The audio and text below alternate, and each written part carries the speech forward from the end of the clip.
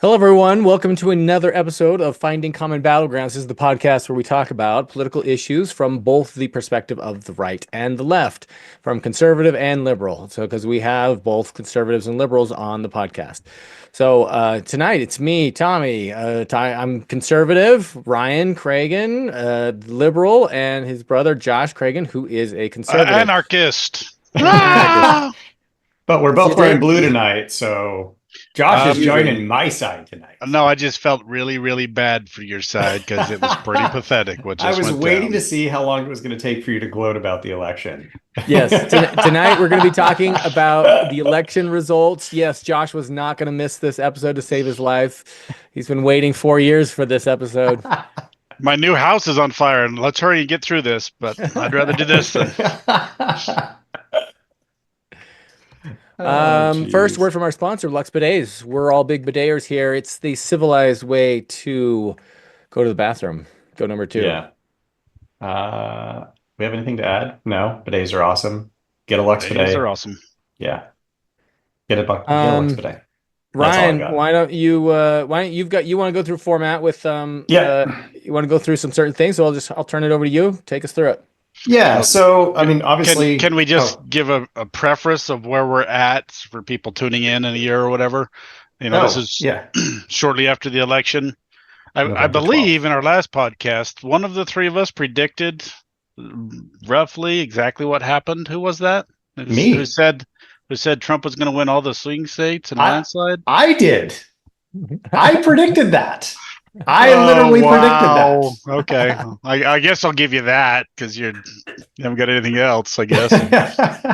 No, I'm sure I was the one that said Trump's winning the swing states in a landslide. But what I said is the person I trust the most when it comes to polling data, Nate Cohn, who started 538, said it's too close to call. All the polls are even, but don't be surprised if one person wins all the swing states because the polls could all be biased in the exact same direction. And I was like, if that's what Nate Cohn's saying, that's what I'm preparing myself for. So did I want that outcome? No, but I definitely said it. And he was one dead person. On. So you said, Harris or Trump. Yeah, but his gut instinct when people were asking him, he was like, we don't know, but his gut instinct. I'm going back. I'm going to go look at the footage. You didn't predict it. I didn't, but I agreed with Nate Cohn. Nate Cohn did. I predicted it. I said he was going to win the swing states and it was going to be a landslide. And it was not off the polling. It was based off of how the Democrats were acting. They were panicking. So I knew they knew it was over. It was super close. So one of us did, I don't know, Tom, do you want to defend your prediction? You said there was going to be another surprise, another attempt on Trump. You thought something else was going to happen. Was there something? No, not really. It's pretty boring. Yeah, it was pretty boring. Yeah. I mean, as far as a Trump election can be called boring, it's never boring. Yeah, it was, and I was kind of, I was like, yeah, it looks like Trump might win. I did not expect this big of a landslide, so that was a big surprise for me. Yeah. I think the biggest thing was Trump went on Joe Rogan, and I think that helped him a lot. Even though I don't know if you guys listened to it, that dude has the worst ADHD I've ever seen. Or ADHD Trump or whatever it is. Joe Rogan? Trump. He calls it, he has a name for it, but he just rambles and he goes in these crazy directions and then he kind of brings it back and he thinks it's like brilliant because he recognizes he does it. It was weird listening to him. But at the same time, Joe's purpose, he reached out to Kamala too. Mm-hmm. I heard him say this in a mistake and not going on. He said, I don't care about the politics. I want to see if there's a person back there. Because that's what happened with Trump. You see that there's a person there, even though he's crazy and rambles. And she made weird demands and turned him down, right? I think that was probably the biggest thing that happened. I think she just shot herself in the foot. She wasn't going to win even if she went on Joe Rogan, but... Probably not. No. Okay. So, thank you, Josh, for giving context. We're, exactly a week out from the election when we're doing this. This is like our election recap, but... what I was really kind of hoping to do, and I've got to be very careful walking this line. I've been reading, to be fair, it took me a couple of days to want to read more about the election. But then I was like, all right, let me read a little bit. My local paper, Tampa Bay Times, published an article that I thought was kind of interesting. They interviewed 9 people who voted for Trump, and all of them were explaining why they voted for Trump. And I thought this would actually be like a useful way to walk through what was going through the minds of the electorate and why Trump won this, right? So it's kind of like a dissection of the Trump victory. But in the process, as I was reading it, people were saying things in their comments that, like, I'm not disagreeing with them. This is clearly their perception. This is what they believe. This is why they voted for Trump. And I'm not challenging that. Like, that's why they did it, right? That's perfectly fine. So I'm not challenging it. But a couple of things just like raised questions for me. And then a couple of them, I was like, I don't think that's actually true. Now, I'm not challenging their perception, right? So their perception is their perception. They can just keep that, right? I'm not saying that it isn't their perception, but on some of them, I was just like, I don't think that's actually like factually accurate, but it doesn't really matter, right? But I kind of wanted to toy with a couple of those things. So so I was thinking maybe we could go through, I'm not going to read all of these, right? But I wanted to highlight a couple of these and just like see if it would lead to a conversation. And if this doesn't work and we get like, I don't know, a few minutes into this and you guys are like, this is boring, we'll change it. And sorry to the listeners for doing something really boring. But anyway, is that okay? When we do that, we'll try it and see what happens. All right. You guys look really skeptical. The very first person that they interviewed, doesn't really matter what his name is, but he's like the president of the Republicans Club at University of South Florida, which is another university here in Tampa. And he says, a whole bunch of things, and that's all fine. But there was one line that really got me. It's actually like it's a paragraph, but it's short, right? That I wanted to talk about because I was like, oh, this is interesting, right? So here's the line, and then we'll just talk about this because I do think it raises interest. It says, my secretary in my club, the Young Republicans Club, she's a legal immigrant from Canada. This is her passion topic because it pisses her off and all of us that all these people, they're skipping the line, they're breaking the law, and it almost seems like nothing was done about it. Okay. This is clearly about immigration, right? Right. But there's something else in there that I wanted to bring up that I'm really interested in your guys' take on this. It's the line, they're skipping the line, right? Yeah. How do you interpret that? Like, what do you understand that to mean? Because I think there's a lot of this going on, and I'm not sure I fully understand it, but he's clearly got something in mind by saying they're skipping the line. What does he mean by this? And why are so many people upset about this? Not about the massive number of immigrants, right? Like, I think that's part of it. We'll come back to that because I think that is an important issue. But what is he getting at there? I told you guys, I think after our last podcast, I have a brother-in-law from Paraguay and a brother-in-law from Brazil. They both got in the line and they went through all of the steps to get here legally, and it was expensive and it's a long process. And right before the election, they both got their citizenship because apparently there was some push by the Democrats to get as many people legal as possible so they could vote because they thought all of these immigrants would vote Democrat. I can tell you it was awesome to see the reaction of both of my brother-in-laws, who I'm very close to, when they became citizens of the United States. They took it seriously, and it meant so much to them. And they are so grateful to be here because this place is a better place for them to raise their families. They love it. And it was emotional. It was incredibly emotional. And guess who hates the illegal immigrants coming here and skipping the line more than anybody? The people in line. It's more so than me. Everybody hates a line jumper, right? When you're waiting in a restaurant line or in a McDonald's or at Disneyland, nobody likes the line jumper. Like, it's annoying. That's my pet peeve with people that are not considerate of other people, right? But the people that hate the line jumpers the most are the people that were in line, the immigrants that came here legally. I believe that's what he's referring to. I don't think anybody's against immigration, but we are a country of laws, or at least we should be. Either follow the law or do away with the law. But it's a political thing now, where the left is saying, nope, we're going to dismiss the law because it wins us points. Well, then we're not a country of laws. We can just pick and choose what laws. So just based off of getting put in office. I think that's what he's referring to. Nobody likes people skipping the line. Either if you have problems with the immigration system, then change it. We don't just ignore the law. Tom, your take? It was last time that I brought up that my brother has an illegal employee, right? I mean, that's what we were talking about. No, you didn't bring And that up, did you? Have we talked I about I didn't. thought this? that's I don't what brought remember that. No. And I was talking with her about it, and she was all in for Trump, and I was like, which I was surprised about, and it's basically like she doesn't want other people coming in. And I think it's like a competition thing. And she was like, I'm here, I'm working hard. And then there's all these other people that are showing up and they want all these things. And it's like, and they want free things and they're getting free things. And he's like, I didn't get any of this free stuff. And she's like really pissed about it.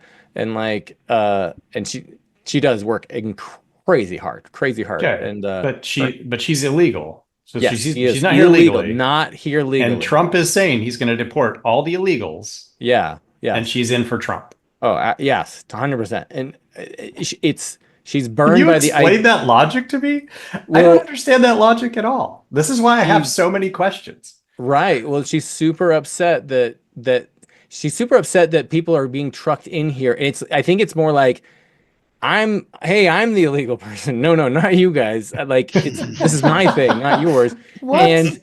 And she kept citing like they're getting free stuff, and she's talking about like free rooms, free board, and she's like, I didn't get any of this stuff. I've had to work hard, and they're like coming here and getting all these things, and she's like pissed about it. So. Okay. So I have lots of follow-up questions. Josh, you were laughing about that, so I'm intrigued because are you seeing the contradiction that I'm seeing? That she's voting for somebody who may deport her. What and she's totally talking cool about, with that. And what I don't she's get talking that. about is they're ruining a good thing because we've always had illegals here. Okay. Yeah. In my line of work, I own a lawn care company. Guess who I'm competing with? Mostly illegals. Mostly illegals. Most of these guys, and I've talked to other owners of companies and I've asked them, like, do you verify that these guys are legal? And most of them are like, if he can give me a social and he's a good worker, I don't care. Yeah. Well, I hate this. I hate this for so many It's reasons. more like if he can give me a 9-digit number, then that's what it is, because they're not verifying any socials, right? Right. Just they make up a 9-digit number. And guess why I hate this the most? Because the immigrants suffer more than anybody. Because I know people. I know these immigrants that are here illegally that don't get paid. These are the kind of guys that hang out on certain street corners in Ogden, right? Looking for work. Guys will come pick them up, go take them, work them to death for a couple of days, won't pay them a dime. Do they have any recourse? No. These people are living 4 families in a 2-bedroom apartment. I've seen it. That's one of the, most of my apartments are now rented out to immigrants because I speak Spanish and because I'll take a flyer on these people because I'm trying to help as many of them as I can, but I still have to do your due diligence and do my due diligence with fire code, right? I'm like, nope, you can't have your brother and his family and your cousin and his family and 20 other people in this 2-bedroom apartment. You can't do that, right? And if they're not here legally and they pay cash for a van and they go and get in a wreck, what happens? Well, I'm fine because I have insurance. He just lost his van. He just lost 20 grand, right? This is why we need to be a country of laws. And the left just focuses on, well, these white people are so racist. They just don't want illegals here taking their jobs. No. We do have a set number of people that our country can handle for starters. But I'm actually quite concerned about them too. Maybe we could talk about that. But we don't. We just skip right over that and just go racism. That's all it is. So we've always had illegals here. Yeah. So that girl, the employee, if you get here and you can get a job and you get established, even if you're not here legally, there's a certain number of people that we can handle. And I guess I don't love it, but I guess that's okay. But when you just push everybody over, they're ruining a good thing for those that were here before them illegally. Does that make sense, Ryan? Does that answer your question? Yes, at some level. But she's also voting for somebody who straight up said he's going to deport all of the illegals. He also said we should inject sunshine in our veins. Okay, he says a lot of dumb things. When he was in charge, so you don't think he's actually going to do this big? When he was in charge deportation. of the first 4 years, he had 4 years to get rid of every illegal in the country. Did he do it? No. Because it would cost trillions of dollars. Okay, so maybe fix the border, unleash the border agents so they can actually do their jobs, get rid of the human trafficking aspect of it, and make it a reasonable number. That's all he's going to do, and everybody understands that. But I heard a quote from this lady on The View saying the same thing. Why would you idiots she was a Latino. I didn't call anybody an idiot. I'm just asking the question. She did. I'm not. She was saying all of these Latinos that live in Arizona and Texas, why would you idiots vote for Trump? Like, she was very denigrating. And actually, I think she was a white lady, and she's like, they're going to get rid of your abuelas. I was like, oh my gosh, lady, could you pander any worse? Tom, abuelas means grandmas, in case you didn't know. So yes, yeah. Sorry, we have Spanish speakers on the podcast. So she's so mad at all these countries all these Hispanic counties individuals, that are voting for Trump. Well, guess what? They don't like the illegal. They have waves of illegals coming through their towns and their yards. It's not good. It's not good for anybody. It's not good for the illegals. It's not good for us. Like, it's not good for anybody. Okay. So I wasn't necessarily going to go to immigration, but I think immigration is like a major issue. I think that was actually a really important issue in the election. So useful to talk about. I was thinking we'd get to it later, but we can talk about it now because I thought this is going to go somewhere else, but that's fine. I want to start by conceding that under Biden, he let in a lot more immigrants, right? That illegal immigrants, right? Like, I'm just admitting that, right? It's worth let's not debate that Harris was the immigration czar, or the border czar, right? It's worth pointing out that she never went to the border, and there's a crisis. She didn't do anything with it. She didn't really have a lot of authority. Vice presidents don't. But I'm not going to try and defend her. I don't really even want to wrestle with that, right? Harris is gone. Like, can we just ignore that? Like, let's leave that, because immigration was really the big issue. I know, but immigration was the big issue. And I'm trying to understand why people voted for Trump on the immigration issue. So I started out by saying Biden did let a lot more illegals in, right? Like, that's not debatable. Those are facts. Can we agree on that? That harms my party more than anything. So I think both of you would agree. But the second one, I saw something else. This wasn't in the article that I was talking about. If we cut down immigration, or if Trump actually does what he says, which you guys are both saying he's not going to do, and kicks out all the illegals, isn't that also going to hurt us? Because about half of our food production is actually done by illegal immigrants in the US. Here's my take. Yeah, jump in, Tom. I think Josh is exactly right. He's not gonna do a mass deportation. What he probably will do, and what I think almost everyone agrees with, is anyone who is, a criminal or conducted criminal activity and is here illegally gets deported, which they should, right? And no one's gonna have a problem with that. If they're a productive, working productively in society and doing stuff, no one's gonna do anything. This is not gonna happen. This girl I know, she's gonna be fine. I think everyone kind of knows that, but then but the flip side is secure the border. Just okay, all this stuff happened. We got these people in here. We're gonna deal with it. What we need to stop the flooding, right? Stop the flooding, and then we'll clean. We'll work through cleaning up the mess, which will probably mean just getting rid of the worst parts of it. I think that's really what's gonna happen. Okay, I mean. If we're just looking at numbers, right? For the first 3 years of Biden's administration, he did kind of open the borders, but he's cracked down on it. And now they're back to basically the same rate of immigration as was under Trump. So we're back to where Trump was, right? Trump really doesn't have to change anything. We're right back to where we were, right? Which is kind of interesting. And Harris said she was going to do the same thing. But again, we're not talking about Harris. She lost, so be it. So on the immigration thing, you guys are not convinced that he's going to try and kick out all the immigrants. Not too worried about it. No. He was in charge for 4 years. I mean, you went on this rant last time that you thought he was going to go after the professors. I'm holding you to that, Josh. When he comes and rounds me up, you better come get me out with guns. I will, because that's absurd. Why would he do that? It's the weirdest fear-mongering. Fear-mongering by him or by me? By you. Hey, but he's the one saying it. I'm literally just repeating back the things that he's saying. You realize that. Can you just say, like, can you just maybe nod we and should say, do a yes, Trump podcast where said we that? should just try to top each other on the weirdest things the guy said, because we could go for hours. Get over it. Okay, that's fine. Moving on. Can we move on to the next topic? So immigration is obviously one of them.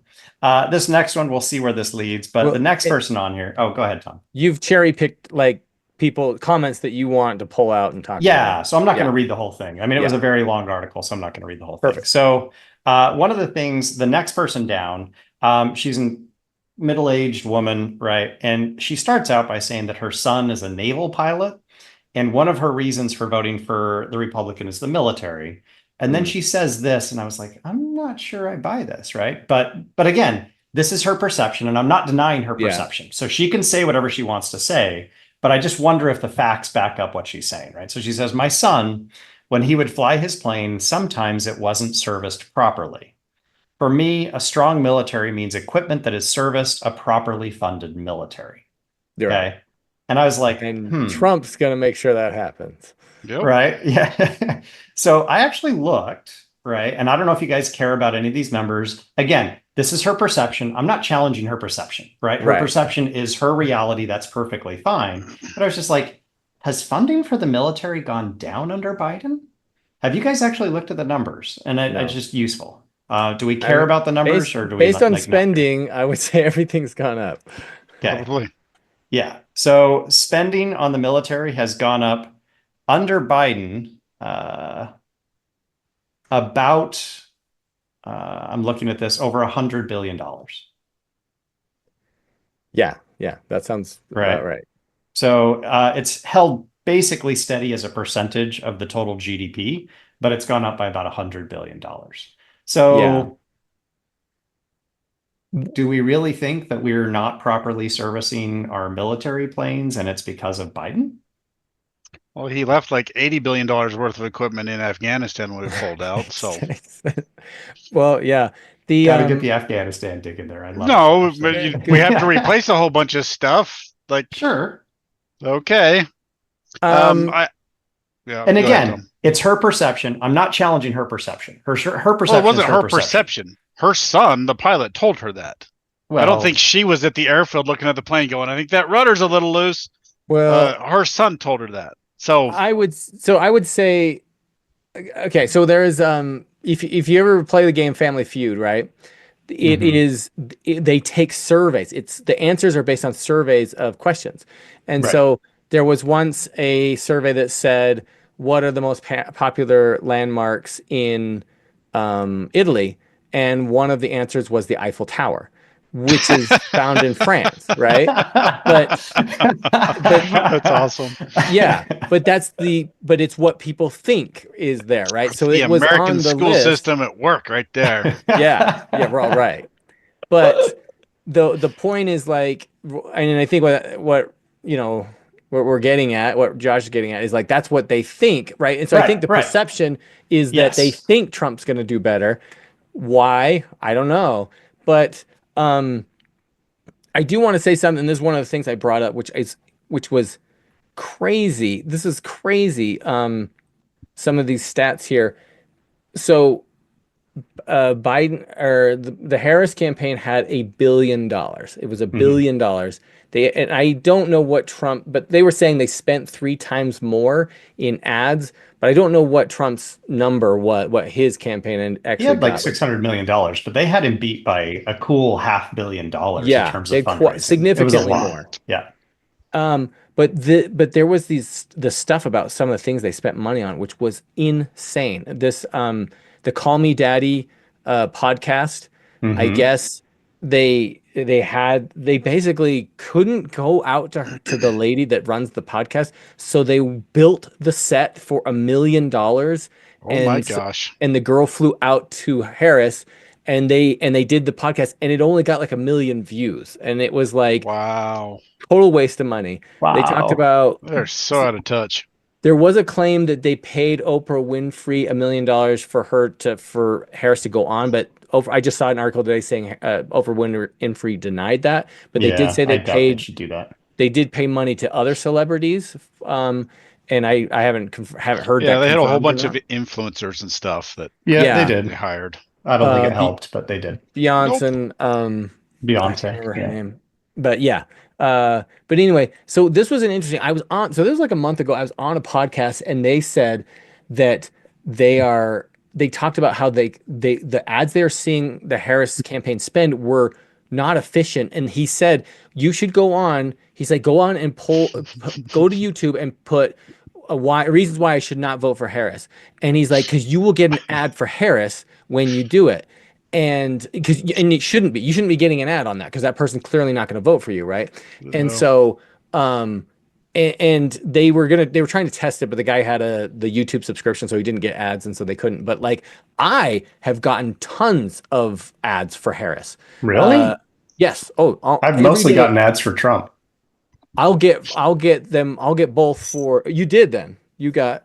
Oh, I probably got a dozen ads for Trump in the lead up to it. But again, I'm in Florida. But you should. You should. So I didn't get ads. I get fundraising ads. That's what I get. And so, which I should get, right? Because we're not in a battleground state. But like, so no one's trying to swing me, but they're trying to get money.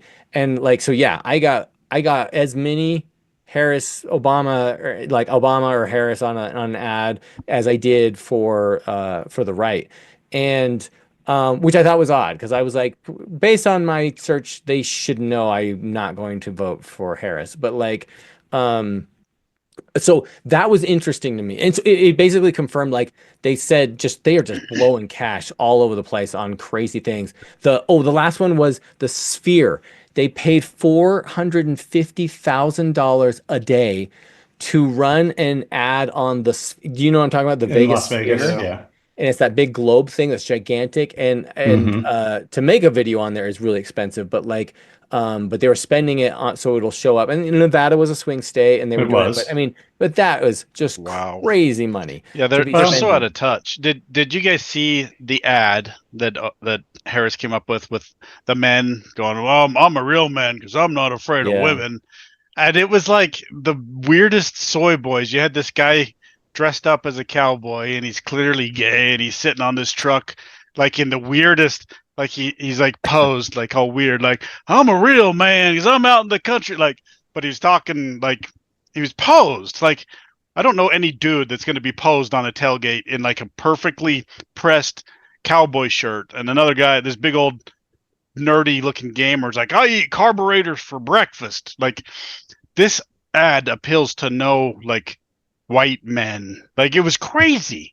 Like, who was running her war chest? Who's spending this money? Because it was so stupid what she was doing. I don't know who she thought she was appealing to. So all I'm trying to say was there is this on the flip side, you had Trump, and he's touting Doge, right? The Department of Government Efficiency is trying to say, we got to get rid of the fat. We got to cut the fat. Yeah. And he's got Elon Musk, who is, it's hard to argue, could be the probably the best person to have in that position of cutting fat. It's his superpower. Right? He knows how to allocate resources. Yes. Asset allocation is his superpower. We've said that before, and I agree. It's hard to deny. And so like, I can see this perception, right? I can see this perception of like efficiency, cutting down waste, things like that. I can see. So that's. Well, here's another one. Getting back to the military perception, right? And I think it was the debate when Harris said, "We don't have any troops on the ground in any foreign countries," or something like that, right? Mm-hmm. Did you see that follow-up video that the conservatives posted of like hundreds of troops sitting in mess halls and stuff? Like, well, then where the hell are we? Like, what's going on here? We're on the ground. We have troops all over the place. It's just like crazy out of touch. Trump is really good with the troops. He goes and visits them. They love him. They cheer really loud. The liberals just aren't. And again, maybe it's a perception thing. I don't know, but it's pretty obvious that the troops like Trump way more than they like the liberals. Okay. Interesting. Tom, you mentioned something that I thought it came up in those interviews anyway, so I thought it was useful to just kind of talk through it. Somebody else mentions cutting the fat, right? So Doge, right? The Department of Government Efficiency, which is not going to happen. I don't think Elon Musk is going to get an invite to do anything in the administration. I'd be surprised if he actually does, right? But okay, hold on right there for a sec. But Trump said it was going to happen, and you don't believe that, but you believe all of the other weird. No. Here's why I don't believe it. There is one superstar in the Trump administration. Who's the superstar? Trump. Yeah.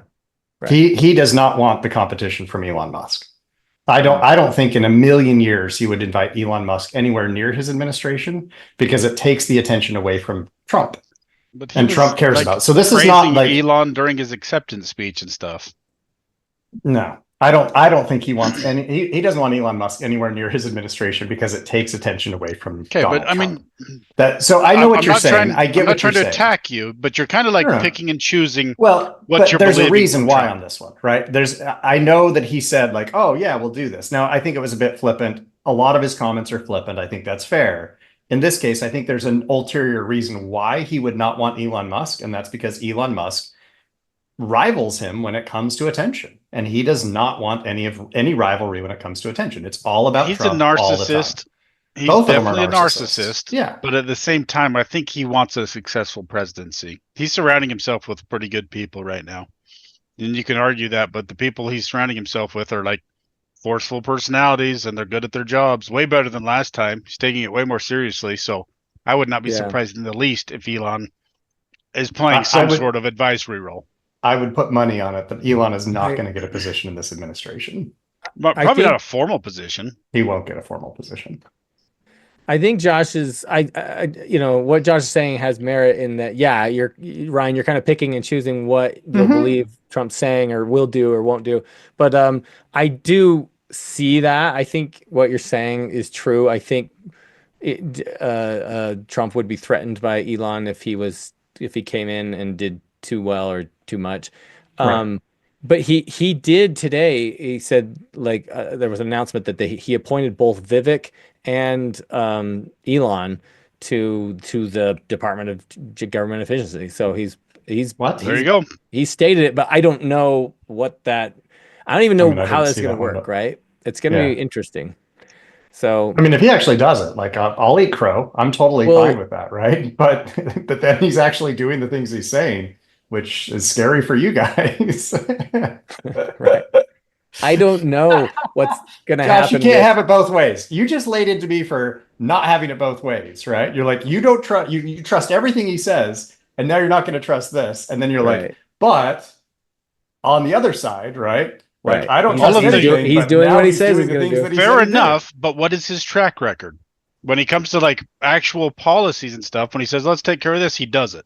When it comes to let's put Hillary in jail, he never really said that. It was really the campaign, but he doesn't do that crazy stuff. People around him are like, "Oh, hold the horses there, buddy." He doesn't do that crazy stuff. So I'm just looking at his track record. Fair enough, what you're saying, but his track record is he appoints people, and he does when he makes policy promises. He generally does it. When he makes like personal vendetta promises, he never does any of that stuff, right? He never locked Rosie O'Donnell in jail, right? Okay, Tom, you were going to say something else. No, or was I going to say something? I'm good. Yeah. So one of the things that one of the other people said in the interviews is that they don't like government bloat, right? Yeah. So I again was like, let's just check the numbers on this. So I'm putting it in the chat so you guys can just see the charts that I'm looking at. But this one, so if you check the chat, right, and I could show it like post, but this is the number of government. I know, but it's the number of government employees over time. And you can see, right, so if you're actually looking at this, it went up under the Trump administration, right? Yeah. So it's not like it went down during Trump. Okay. Right. Now there are times when it does go down. Now I'm not denying that it went up during the Biden administration. So it definitely went up during the Biden administration. Now there was a massive spike during the pandemic, right? And then it plummeted, right? Now that September 2020, is that could be because of the pandemic, but it could also be because of the census, right? So the government hires lots of employees during a census year to run the census, and then they get rid of them. So they're temporary employees. So that could be either one of those. That's probably what it is. My guess is it's a census thing, right? And then it goes down a little bit during the Biden administration, and then it goes back up during the Biden administration. But if you just look at Trump's track record, he didn't cut employees when he was No. No, right? and he didn't So cut. this claim that like, oh, he's going to cut stuff. Come on. Yeah. Look at his Well, track record. To that's a good quote point. my brother, Josh, look at his track record. Yes. He doesn't cut employees. Yeah. I'm We'll see what pretty happens. skeptical of any Come on. government. Eat Well, he crow didn't on have- this, Josh. Well, he didn't have a Department of Efficiency last time. I think I told you guys he didn't expect to win last time, and he surrounded his people just started showing up saying, "Put this guy in charge of this, put this guy in charge of this," and they're all politicians, and he ended up firing a lot of them. Right? This time he's taking it seriously. He's putting people good people in good positions. So, can I at least be hopeful? I'm not disputing your numbers. I think the first day he was in, he did fire a bunch of people in the government.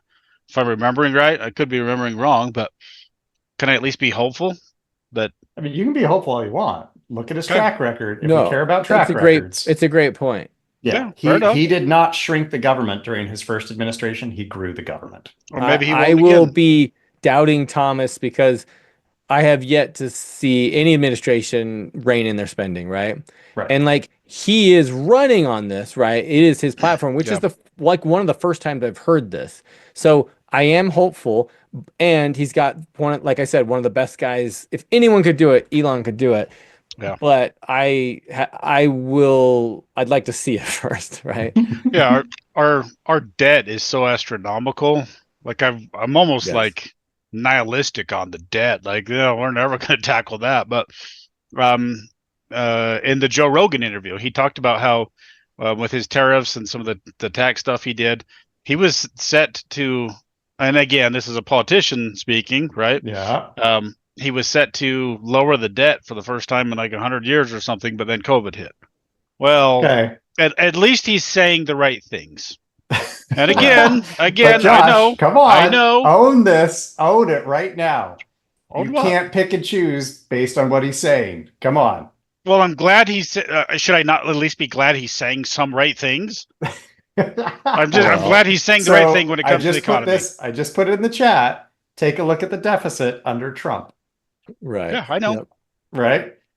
We have not had a budget surplus since 2001. Mhm. So I'm not saying that any party has the No, they power. both suck. Like no party is like, I'm going to get rid of the deficit, right? If you Yep. look at what Trump is proposing as far as tax cuts go, he's going to add another $10 trillion to the deficit if he actually does what he says. It's Right. the Clinton that paid down the Yeah, debt. Clinton was the last person to actually pay down the debt. Mhm. Since then, And not everybody the whole thing. has He had just deficits. No, made he a small yeah. dent in it. They made a very tiny dent. The very last time we tiny had dent. a good president was Calvin Coolidge over 100 years ago. We need to reelect that guy. Yeah, okay. Dig him up. So when Trump says, right, if he's saying anything about the deficit or the debt, right, Yeah. I'm calling bullshit on it because look at his track record. Well, If right. you look at his track record, he increased the deficit, he increased our debt, right? And if you look at his taxes and his So tax you'll only proposals, look at his track record when it comes to that. But I'm not when it quoting comes to you. I'm deporting literally people. quoting you. Look at his track record. Okay, I'm but you won't literally look at looking his track record on this other stuff. That's fine, right? So again, people brought this up. They were concerned Yeah. about the debt, and so you hear Sure. this. But if you look at what Trump's proposing, he's going to add another $10 trillion to the debt. I will say this. I'm with you, Ryan. I'll believe it when I see it, right? Because Yeah, me I too. have- right, because I have yet to see anyone really take this seriously. Right. But he did run on it. And the thing is he actually has a plan. I didn't see any plan from the other side, right? He's got a plan. He had people that he's like, and we're going to do this. We're going to get rid of this stuff. And I'm like, that sounds great.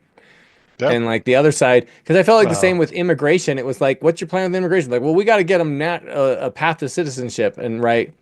And you're like, not even going to stop those giant holes in the border down there where people are just flooding through. I mean, they did. But neither of them. I mean, so Trump's plan, right, is I'm going to cut taxes. Oh, that makes a lot of sense if we want to reduce the deficit and reduce the debt, right? So we're going to make everybody pay less money because that'll actually somehow improve things. And then he's like, I'll cut some government employees and I'm going to cut Medicare and I'm going to cut some benefits, right? On tariffs.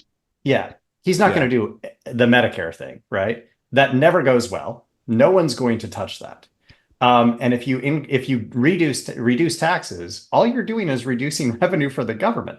And I think we all actually agree, like we're all really worried about our debt and the deficit, and no one really has a plan other than make our kids pay for this. Because and I was thinking about this right before we got on the podcast. That's not even a plan anymore. No, it's not a plan, right? Like basically how our politicians and most Americans think is, I want the government to do all these things, but I don't want to pay for it. Sure. Right. And like, okay. That's how most of them run their household budget. That is? Yeah. You know what I mean? We're running on debt. We are. It makes no sense to me, right? Like, how can you say, I want nice roads, I want good schools, I want a strong military, but I don't want to pay for this thing. I don't want to pay for any of that, right? Yeah. Well, come on. Like, are we that irrational as people that we're like, I just want all of these things, but I want them for free? The thing is, we could have them for free if the government is insanely inefficient, right? If we could introduce better efficiencies, we totally could. And I think Elon talks about this a lot, right? It's all about incentivizing the right behavior. And if you can create incentives, I think you actually could create more of a corporate style atmosphere within government, which could incentivize proper behavior. I think you actually could, but we don't, and it's not that way. And I think government is incentivized to grow. That's what it's done, and that's what it does. And it's so inefficient, right? And yeah, we could actually have everything. We could have flying cars if we could just get. If we could use some of the, I mean, because we are putting so much money at all these things, and like if we could just get twice as efficient, we would be fine. We would be balancing the budget, and just fine, and having a surplus. But I think we can get there. Yeah, like we really could. Maybe it's a debate for a different day, but I don't think. I mean, in some areas, like I probably agree with you, we could be more efficient. But there are also aspects of what government does that isn't efficient and by design, right? If we had super efficient firefighters, then there would never be firefighters sitting around waiting for a fire to happen, right? Because what are they doing? They're literally waiting for a fire to happen. And we want that, right? We want people who are ready for when the fire happens. So how efficient is it to have people literally sitting around waiting for a fire to happen? We're paying them when there's no fire, right? And that's what we want. And actually, that's what we need. So there are aspects of what government does that is all about inefficiency because we need the inefficiency. Like what corporation is going to be like, I can improve firefighting? How are you going to improve far on that? in between, though? Like we want a strong military. We don't want to use the military. We want the military strong and ready to go, right? Okay, but that's hyper inefficient, right? We've got a lot of people. I'm not saying they're sitting around doing to nothing. a degree, right? Yes, it's inefficient, but it's more efficient than getting taken over by China. But here my point is, I've heard people talk about like soldiers and stuff. This one really stuck in my craw. There was this battalion of soldiers. I don't remember where they were stationed. It was like year-end budget report. They had all of these bullets in the armory, and the commanding officer was like, "Well, we got to get rid of all these bullets because if we don't, they're going to come in and do an inventory and say, oh, they don't need this much money. They don't need this many bullets. So next year we won't have as much money to train with." So they went outside and they shot, I think it was $500,000 worth of bullets. They just were shooting out into the woods, just shooting for like a whole day. And Come like on, Josh. ruining barrels is that of guns not and your stuff. Dream? That is so your dream. I mean, that would get boring after 500,000 rounds. Come on. They shot like $500 million worth of bullets, so that next year they'll have the same amount of budget. And that's I agree. Crazy that's inefficiency. Crazy we also inefficiency. And the government and the military are riddled with that kind of inefficiency. I get I've heard but we also horror story after of horror story of people working at Hill Air Force Base. Like I know people that quit the job because they just sat around 7 out of the 8 hours. Yeah, but we do that in the corporate sphere too. And like, I get it. It's complicated. And this is why I said it's probably a podcast for a different day. But at some level, some of the stuff that the government does has to be inefficient. It But has to. And corporations sum will this up. never take those things on. Maybe you're right about Trump not wanting big personalities to compete with. I don't think you are. At the very least, I'm 100% sure Elon believes he's going to get a crack at it, because that's what he's been talking about. So if he believes he's going to get a crack at it, I think he's going to take a crack at it, and Trump's going to give him a shot. And if anybody can do it, as Tom said, it's Elon. Okay. Well, we'll see. Anyway, can we move on to something else? Because it's fun topics. Okay. So there was another one. Again, I've got a chart on this, but I really wanted Tom's take. Sorry, Josh, not to like single you out, but this was about stock market stuff, right? Oh, so let Tom go. Yeah. So one of the people in here. I'm gonna go take a dump or something. Yeah, I already saw this. People said, because this is people saying the stock market wasn't so crazy volatile like it is now, and I was like, isn't there a volatility index? So I pulled it up, and I can put that in the chat so you guys can see this as well. But Tom, what's your take on market volatility compared to when Trump was in office? Well, I mean, yeah, well, okay. So you had a pandemic. So, and the stock market lost 30% of its value in like a month. Which is insane volatility. But I'll even admit, I thought it was a weird comment when I was reading the article, because the stock market is higher than ever and hitting all-time highs right now. So it's really odd. That's an odd comment. Now, do you see what I'm saying though? And again, this is somebody's perception, and I'm granting their perceptions. You can believe whatever you want to believe. I just wanted to run it by actual data, and I wanted to run it by you, Tom, in particular, because like Tom watches the market. What is your take on market volatility? Yes. Yeah. So it's a strange comment. It actually doesn't make sense. So it's weird that they're perceiving that it was better with Trump. Right. Okay. So maybe I he was a wild day I'm trader not insane. Right. Yeah. Well, I'm not the one insane. Didn't the market spike the day after the election? Yeah. Yeah. If I'm not mistaken, so Elon Musk made like $10 billion that day. So it's not just that guy that was interviewed by the Tampa Bay Times. Like, there's a lot of business people and stock traders, and apparently everybody thinks, or not everybody, but a lot of people feel more comfortable with Trump in charge because they're going to reinvest their money. When he is a businessman, say what you will about him, but I'm not even going to go there because you'll jump down my throat. There's definitely perception. Fair enough. They think he's going to be more business friendly. Yeah. The market went bananas. That was insane. I mean, but pandemic. Yeah. Okay. I'm trying to find this other quote here because there was another one that I genuinely wanted to ask you guys about. Let me see if I can find it here. Dang, where is it? Anyway, I'll skip to, like, it doesn't really matter what the quote I even was, thought they said something about crypto and crypto going crazy and stuff like that, but that was all actually under Biden. It was in 2020 and 2021 was when the market got super hot with a lot of speculatory assets. This is where you had GameStop going nuts, and like the luxury watch market going nuts. Like, this is when we had NFTs, right? And people going nuts. This is all in the Biden administration, right? This is when we're getting the sugar rush of the stimulus packages, and people were just going insane. So like, yeah, as far as like asset values and stuff going up, that was in Biden's administration. So yeah. Okay, I did find the quote. And this one, you guys you're not going to believe me when I say this, right? So you're not going to believe me, but I'm going to read the quote and then I'm going to ask you a question. Here's the quote. It's from let's see. He's a 35-year-old human resources manager, right? Who has only voted twice in his life, but he came out to vote for Trump. And here's what he says at the very end of his comment. If a Democrat wants to get my vote and other people's votes back, they need strong leadership that steers away from identity politics, that goes back into more of the 80s and 90s Democrats who are for unions and for workers' rights, and not for all these crazy policies of, funneling in illegals and calling anyone who even questions them racist and anyone who questions trans surgeries with their tax dollars homophobic. Here's my question for you. What is identity politics? And I'm asking that because I don't know what it is. and I'm not like, I know you're both going to be like, dude, you're crazy. I genuinely don't know what identity politics is.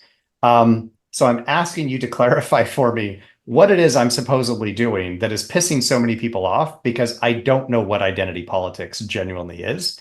Please clarify that for me, because I really don't understand this. I kind of don't want to, because nobody on your side understands, and that's why we're going to win again in 4 years. Come on, Josh, explain it. I'm going to. You guys keep going accusing me of doing identity politics. Like, not me particularly, like, but Democrats, right? And like, this is really what I wanted to talk about. Is the problem? I think this is the biggest thing. This is what I wanted to talk about tonight. So, Tom, if you want to jump in first, I have some stuff to say here. I can say it unless you want to jump in. Well, yeah, I would just give it would just be basing political views through a lens of, sex and your gender, race, and like your sexual, what do you call it? Identity, things like LGBTQT, right? That's what I think identity politics is, like viewing it through these lenses, right? Yeah. Josh, I don't know that I understand what that means, but maybe I'm going to try to explain it to you. Okay, I'm going to try to explain it to you. The day after the election, I was tuning in. I watched the election night. I didn't go to bed this time because 4 years ago I went to bed thinking Trump was going to win, and woke up and he didn't. So I wanted to make sure this time. Because if I'm watching, we'll make sure no funny business happens. Yeah, but I tuned in. I think it was CBS. It was it was one of the liberal news stations, and I was watching them, and they were just like so mad. They were seething all night because they were losing, and they were like, not. I was watching CBS. They were fine. Maybe it wasn't. They were CBS. Very neutral. No, they were very neutral. All they were so mad. Well, whichever one I was watching. So the next day, I watched. I tuned into all the pundits and the politicians, and they are all saying the exact same thing. They were saying, Kamala didn't win because of all of the misogyny and all of the racists and all of these horrible white people. It's so bizarre. I listened to Ben Shapiro that same day, and he was like, yes, keep saying it. Keep doing it. You're doing it right now. That's why you guys lost, and you don't even see it, because you chalk up the fact that Kamala lost to the fact that she's a black woman. And you can't, like, that's the only thing you guys think about, is that she's a black woman. And Ryan, you did it a little bit in our last podcast where you said there's just a chunk of our population that refused to vote for a woman or a black person. Which is true, right? And now I'm not saying it's the vast majority, but it's like 5%. Okay. But that's true. All your side wants to talk about. And when she lost, what was the rallying cry? What was the big thing? I'm trying to explain this to you. No, and I understand. I've been reading the New York Times, but no, I understand what you're saying right now. I still don't think I fully understand identity politics, but just as like a quick aside, almost every pundit in the New York Times refused to say that that's actually why the Democrats lost this time. They said it was because of bad messaging. New York Times. Yeah, in the New York Times. They were like, they didn't attract the unions. They didn't attract immigrants. They lost among immigrants. They lost among black people. They lost among all of these groups, right? Never once did they say, I literally didn't read a single pundit in the New York Times say, well, it's because everybody's a bunch of racists and sexists. I didn't see any of that. I could find you 100 different pundits that said the opposite. Okay. So the New York Times guys are not playing identity politics. Awesome. Okay. This is the problem. This is why you guys lost. It really is. In the early 2000s, you guys started playing this game. You and I started playing this game. You started calling me a racist, right? Yeah. And at first I was like, oh, sorry. Okay. I don't want to be a racist. I don't want to be a homophobe. So I'm backing off. I'm ceding ground. And we ceded ground for like 15 years. And finally, everybody went, you know what? This is stupid. It doesn't matter what we do. We're still racists and bigots. It doesn't matter what we do. Now those words have no meaning. So I guess we're done playing this game. And that's what you just saw in this election. It was a referendum on identity politics more than anything, in my opinion, because we finally went, this is idiotic. And I'm looking at like middle-aged school kids. My kids say stuff that I wouldn't even imagine, like gay, like that's now a pejorative again. Mm-hmm. like I'm hearing kids say faggot and retard and stuff, the stuff that we got out of the nomenclature because it wasn't appropriate and the left had problems with it, even though we weren't like really, meaning it. Okay, that's not sensitive. We're swinging back the other way because we're just so sick of being talked down to and being um can we not just have a discussion about policy when it comes to Kamala? Do we have to be beaten over the head with the fact that she's a black woman? Because that's identity politics, and everybody is sick of it. I think I'm getting closer, but you haven't defined this, right? You've kind of like talked around it and said, I'm trying to paint a picture for you. Right, I know. Like, but what is it? Like, what is it? It's intersectionality. We've talked about this 1,000 times. I've said that word 1,000 times. And I know, you always but just that word dismiss means it. lots of things in a very academic sense. I need you to tell me, like, in a very clear fashion. It's the whole diagram based off of. I mean, I can get really technical here. This goes back to. I'm looking for this. I don't know what it is. The postmodernist take, which it comes from Marxism, that everything is a power game. It's all a power struggle. So the most marginalized people, they're the ones that now have the most power. If you have a trans, gay, black midget, she has the most power based off of this weird intersectionality identity politics game that we play. It does, and everybody's just sick of it. That does that make sense? The intersectionality scale. You're scratching your head, but like it's so clear to me. You're saying viewing things that in the victim and oppressor, like that's a huge part of it. When it comes to politics, I just want to talk politics. So Obama, I couldn't criticize Obama's policies without being called a racist. I just wanted to talk about his policies. He was a quasi-socialist. I wanted to talk about that. And I was repeatedly called a racist. That's why you guys just lost this election. Because that's all you guys want to talk about is she's a woman. We need the first woman president. And she's black. Hooray. Can we talk about that she's dumber than she's dumb as shit. Sorry, that's what I want to talk about, but I can't say that without being called a misogynist racist. And the proof is in the pudding. All you have to do is turn on The View after the election. And what did they all say? It was all about identity politics. It was all about, how stupid are you Latinos for voting for Trump because he's going to deport you? That's identity politics. But it's crazy. No, hold on. Right there, you just lost me. Okay, you just lost me because then we're going to win in 4 years again. I'm trying to understand. I'm trying to help you understand. Right? I'm trying. So I'm trying to come at it from multiple angles. Right. And I appreciate it. I think I'm getting closer to it. Correct me if I'm wrong. So I'm going to try and summarize what it is you're saying, because again, I'm very definition oriented, right? Like I need a definition. This is how I work in my normal life. So I need definitions. What it sounds like you're saying is identity politics is when somebody disagrees with your political views, and when they disagree with your political views, you call them a bigot. Well, it's a very simplistic take that doesn't. Well, this is what I'm trying to get at. Like, can you give me a simple one? You don't have to disagree with somebody to play identity politics. Yeah, I think it's viewing things through the lens of that Kamala is qualified because she's a black woman, like that has merit, right? Or that it has any merit at all. Right. It has zero merit in my mind. This It's is why Obama. I don't understand identity politics, because it's Obama getting after the black male voters for not voting for Kamala because she's black and they're black, which shouldn't have anything to do with anything. It shouldn't have to do with qualifications. Right. But it doesn't. But it doesn't. Yes. So it has to do with nationality. It has to do with ethnicity. It has to do with your sexual preference and your race. And that's what identity politics is. And it's viewing these things through sexual orientation, I guess is the better word. All right. So let me see again. So you disagreed with my first take. Let me try again. Maybe we're narrowing in on this. I've asked this question like a dozen times to different people, and no one can really give me a straight answer. So I'm really trying to understand this.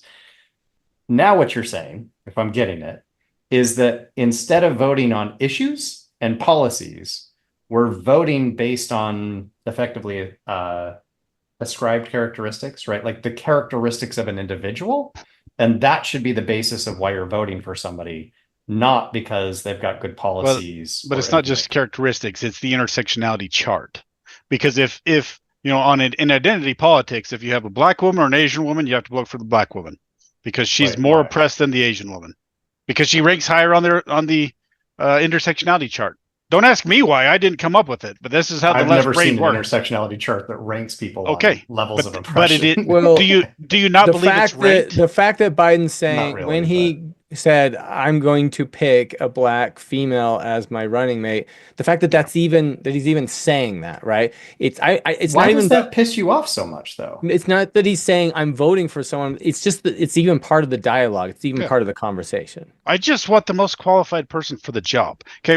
And you can say that there's not a ranking system, but look at the college admissions thing. They're going to pick a black person over an Asian person because Asians are overrepresented. Okay, but they did. That was part of what they were trying to do because black people rank higher on the intersectionality chart. I just want all of that gone. I don't care about your sexual orientation or your skin color or any of that. I just want the most qualified person to do this job. That's like, I care about your character. That's all I care about. And that's what the left just doesn't understand. They have to look at all of this from the lens of the oppressed groups. And we're all just sick of it.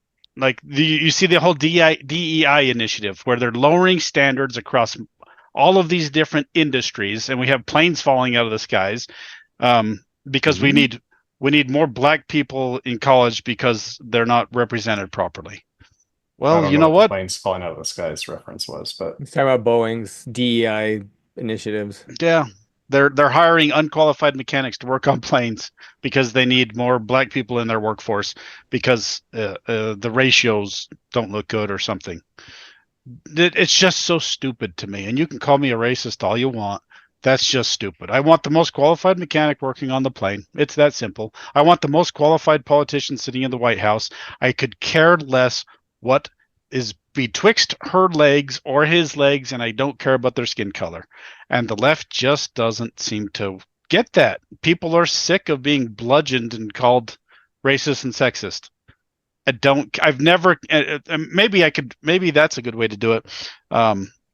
Matt Walsh, we should actually watch his Am I Racist thing. He starts it off, his whole movie, by saying, when I was a kid, race just didn't seem to matter to me.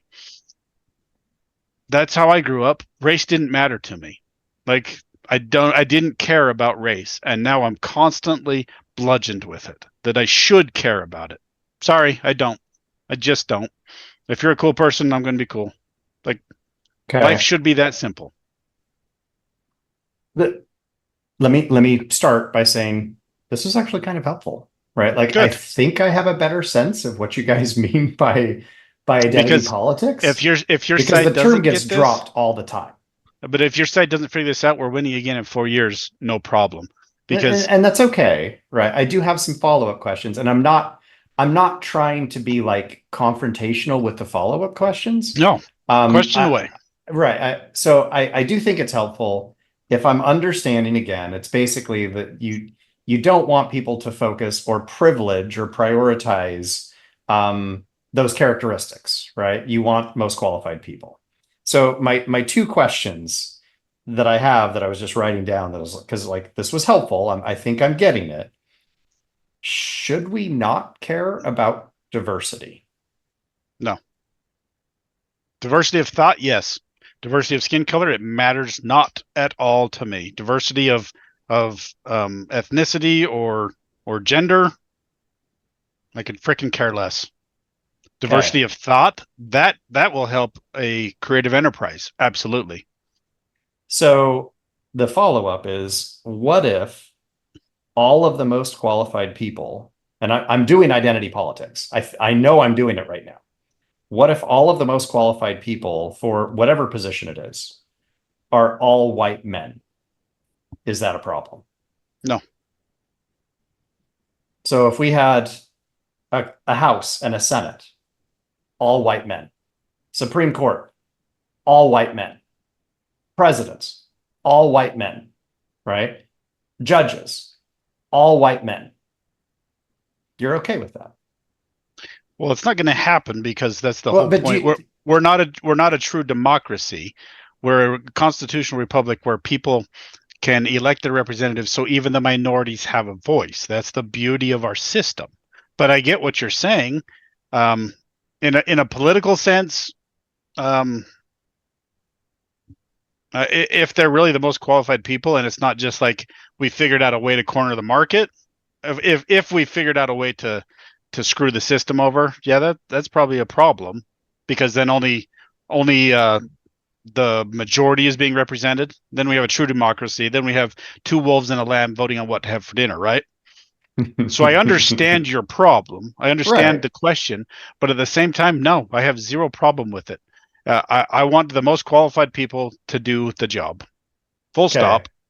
And I do appreciate the answer, right? Like, so again, I'm trying to get at like the logic here. If my hypothetical, all white men in all of those positions of power, wouldn't we at some point stop to wonder, like, why are white men the most qualified people? Does this have anything to do with like their education, their socioeconomic status, the way that they were raised? And I'm not saying like white men are somehow superior, and I'm not accusing you of saying that, right? So don't take this as me like saying you're racist or something. But at some level, wouldn't that suggest that there's like a structural inequality that's favoring white men? Intimating is that black people are less capable. If you look, if they're not being actively repressed, then I know your brain instantly goes to institutionalized racism, because that's what you were taught. That's the lens that you were taught to look at it through. I think through your schooling, it does exist, but it's right there. You're just going, well, institutionalized racism. So there's two ways to look at the problem, right? And I'm not saying that yours is completely invalid. That it's probably quite useful if you have one industry that's completely dominated by one group of people. Maybe you should look at why. But at the same time, this is really quite fascinating and quite telling. The people kept accusing Jordan Peterson of being sexist, right? And he said, well, when you actually don't allow for societal factors to influence men and women in their job choices, if you have an egalitarian system, and the Scandinavian countries are the most egalitarian, and they proved this, they took away all the social stigma from people to do certain jobs and to have like quotas filled in the job market. They said, do whatever you want. There's no social stigma attached. What they saw was actually more disparate. There was not. I've seen the data. I know what you're saying. Yeah. The jobs didn't. I'm going to do Jordan Peterson stuff. They didn't fill in more equally.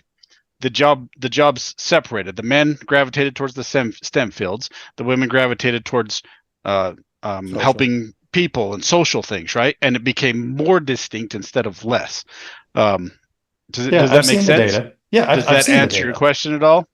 Well, and I'm not saying it's completely invalid. But if it was all white men are the computer programmers, all 100%, right?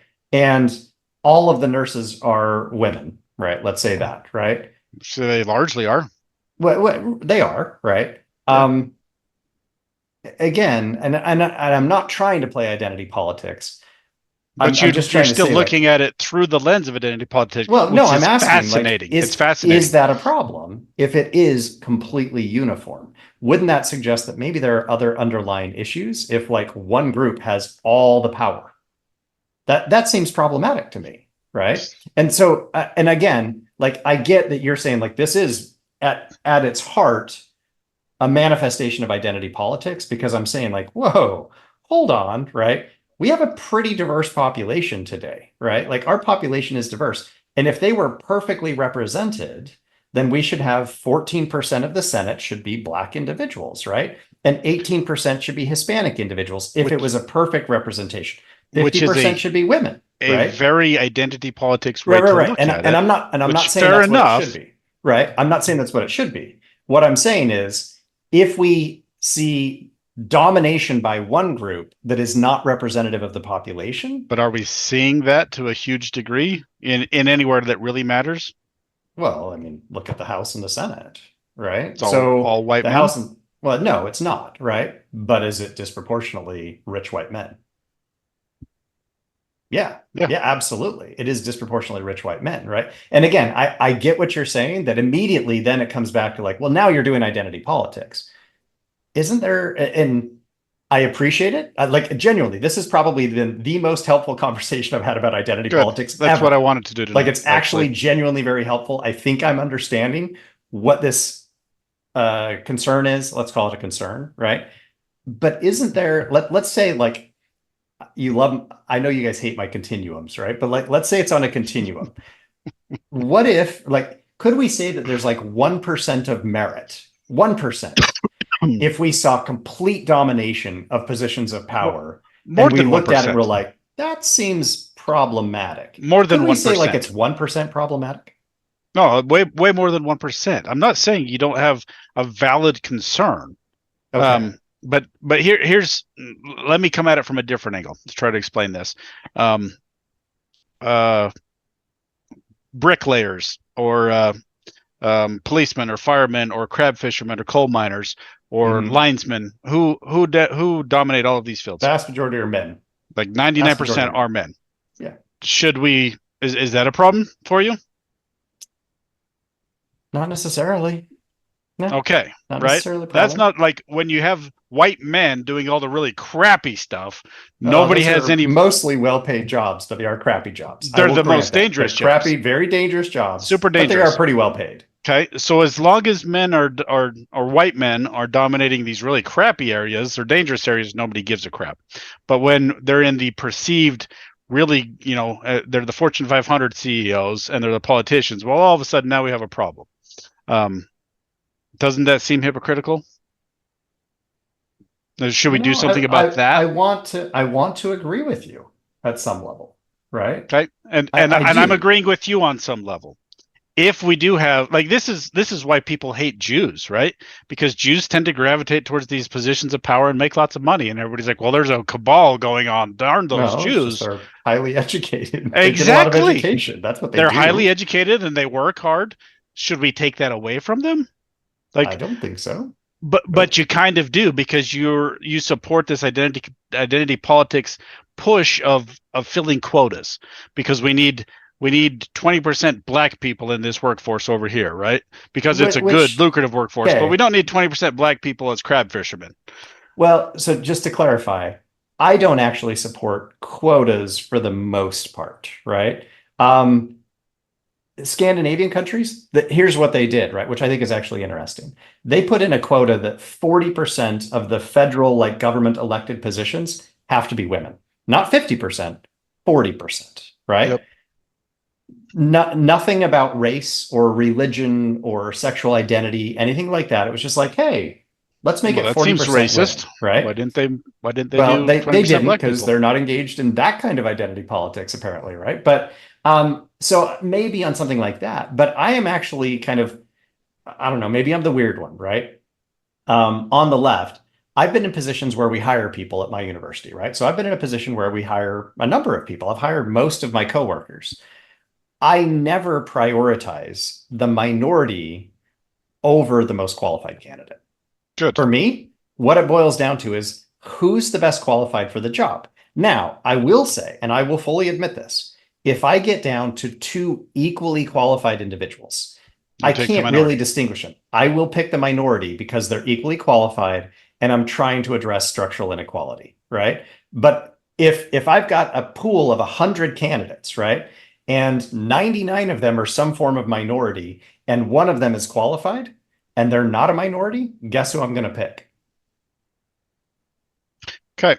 And like again, I'm trying to give you some agreement here, but here's where the conservative mindset goes. You're in your crazy. Sorry, we should get Tom into this conversation. I know Tom hasn't spoken in a long time. Let me make this last point, and then I want to hear from Tom.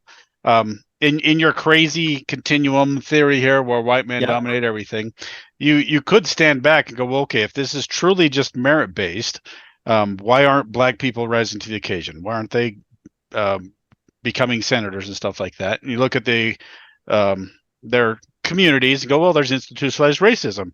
They're poorer and they're less well educated. Mm-hmm. Okay, what's causing that? That's the crux of the issue.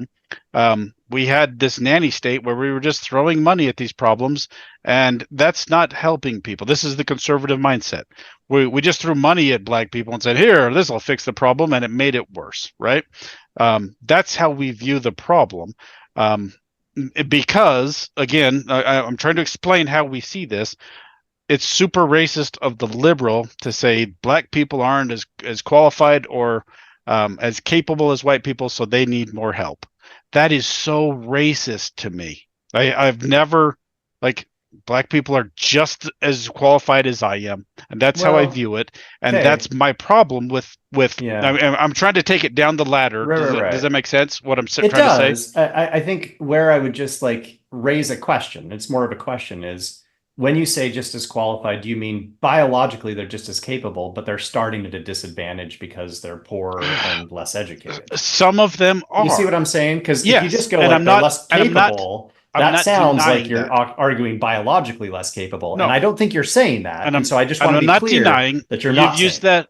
You've used the argument that black people are starting on first base and white people are starting on third base, right? I've heard you've used that argument. Yeah. Okay. But here's the problem. Are Michael Jordan's kids or LeBron James' kids or Obama's kids, are they starting on first base? No, they're starting on third. They're halfway home. Let's put them on second. See, that right there. Racial inequality. That right there. Racial inequality. Yeah. It's bullcrap. Okay. Does racism exist? Sure. Yes. Are most black people running into it? No. Like you can go I've seen studies done where most black people are like, yeah, I don't ever see racism. Things are fine. But you'll have the vocal minority jumping out saying, yeah, racism everywhere, and the white man's keeping me down. Yeah, I agree. The white liberal is keeping the black people down by saying, you're not as capable. Here, take some money and shut up. That'll fix your problems. That was a beautiful line, Josh. The white liberal is keeping him down. Tom, please jump in. Make us start. All right. What do you got? What do you got for us? All right, so I'll approach this from a different view, or a different point of view, or a different angle. So this was interesting because I have some thoughts on the media, and so I was watching Megyn Kelly yesterday or the day before, and she said something interesting. She said their view of the world was wrong, and she's talking about like the mainstream media, and she referenced Morning Joe, and it basically saying they had the wrong assumptions of why Kamala was a good candidate and why she would win, right? And it's like they basically got it wrong.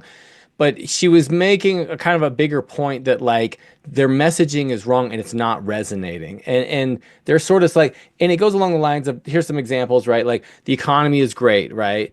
And like by certain standards it is, but a lot of people, but there's this whole thing of like a lot of people don't think it is. Right. And but that's valid. That's a valid thing. And I've seen so many articles saying people don't get it. The economy is great. You should be grateful. What's wrong with you? Sort of a thing, right? Really being beaten over the head, like why they shouldn't believe. But people aren't feeling like it's good. And so are they stupid? Are they dumb? Right? No. And so like, but there's other things like Ford is leading the EV revolution, right? When it was like that was announced at the White House and Tesla was not invited and everyone's like, what? Right? Or but it's other stuff like trans men should be in women's sports, right? And this is the thing, and everyone's like, "Well, I don't think that's a good." That's more complicated. People start disagreeing with this, and so here was this interesting stat that I saw. So, 2016, CNN was the most watched news channel. 13 million viewers per prime time. 13 million on prime time. So that was the most watched station. 2024, so this is 8 years later, now their primetime ratings are 800,000. Wow. So that is like a 90% cut in their ratings. And so I guess Tim Wallace, what's his name? Chris Wallace. Chris Wallace. He just left.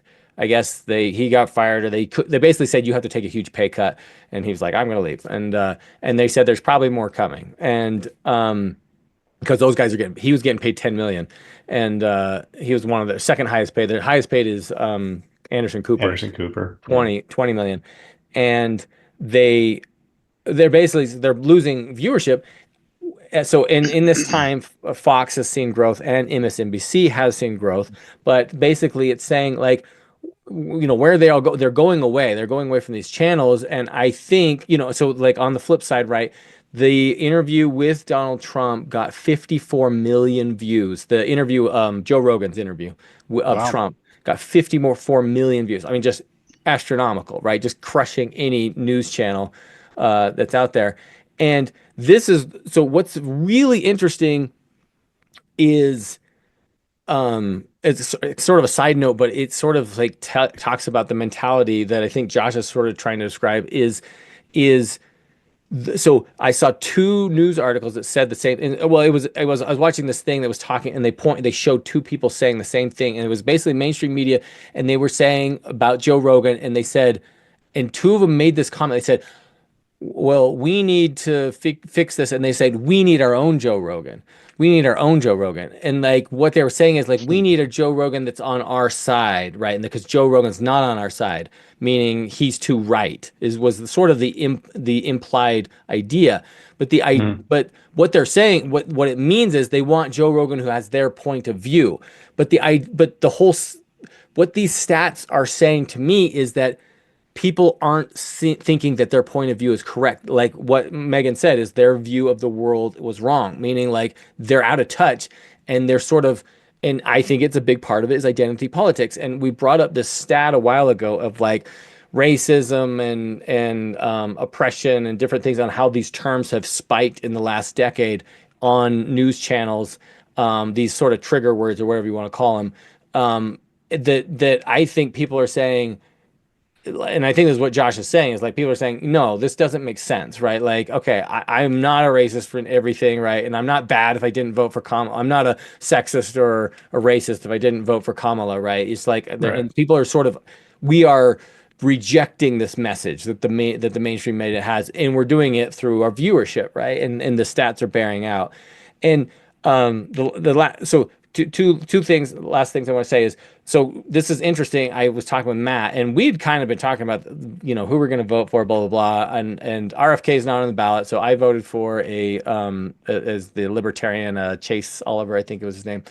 And I thought we were on the same page. And then I came back, and it was like the day or two after the election. He was like, so I got a confession. I was like, what? And he's like, yeah, I started looking up, candidates. He's like, I was going to voting, I was going through stuff, and I was like, so I went on CNN, and he said he saw the two candidates laid out, and it was Kamala and Trump, and it was like their merits, like what they were. And he's like, and he pulled it up, and he wanted to show me, and it was quite biased, and it was saying a whole bunch of negative things about Trump, and it was saying a whole bunch of positive things about Kamala. And he was just like, it pissed me off so bad, I voted for Trump.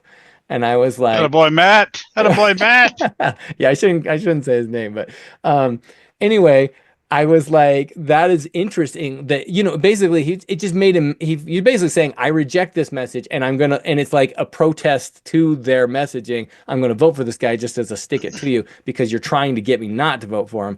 And I thought that was very interesting. That it kind of almost compelled him to do it.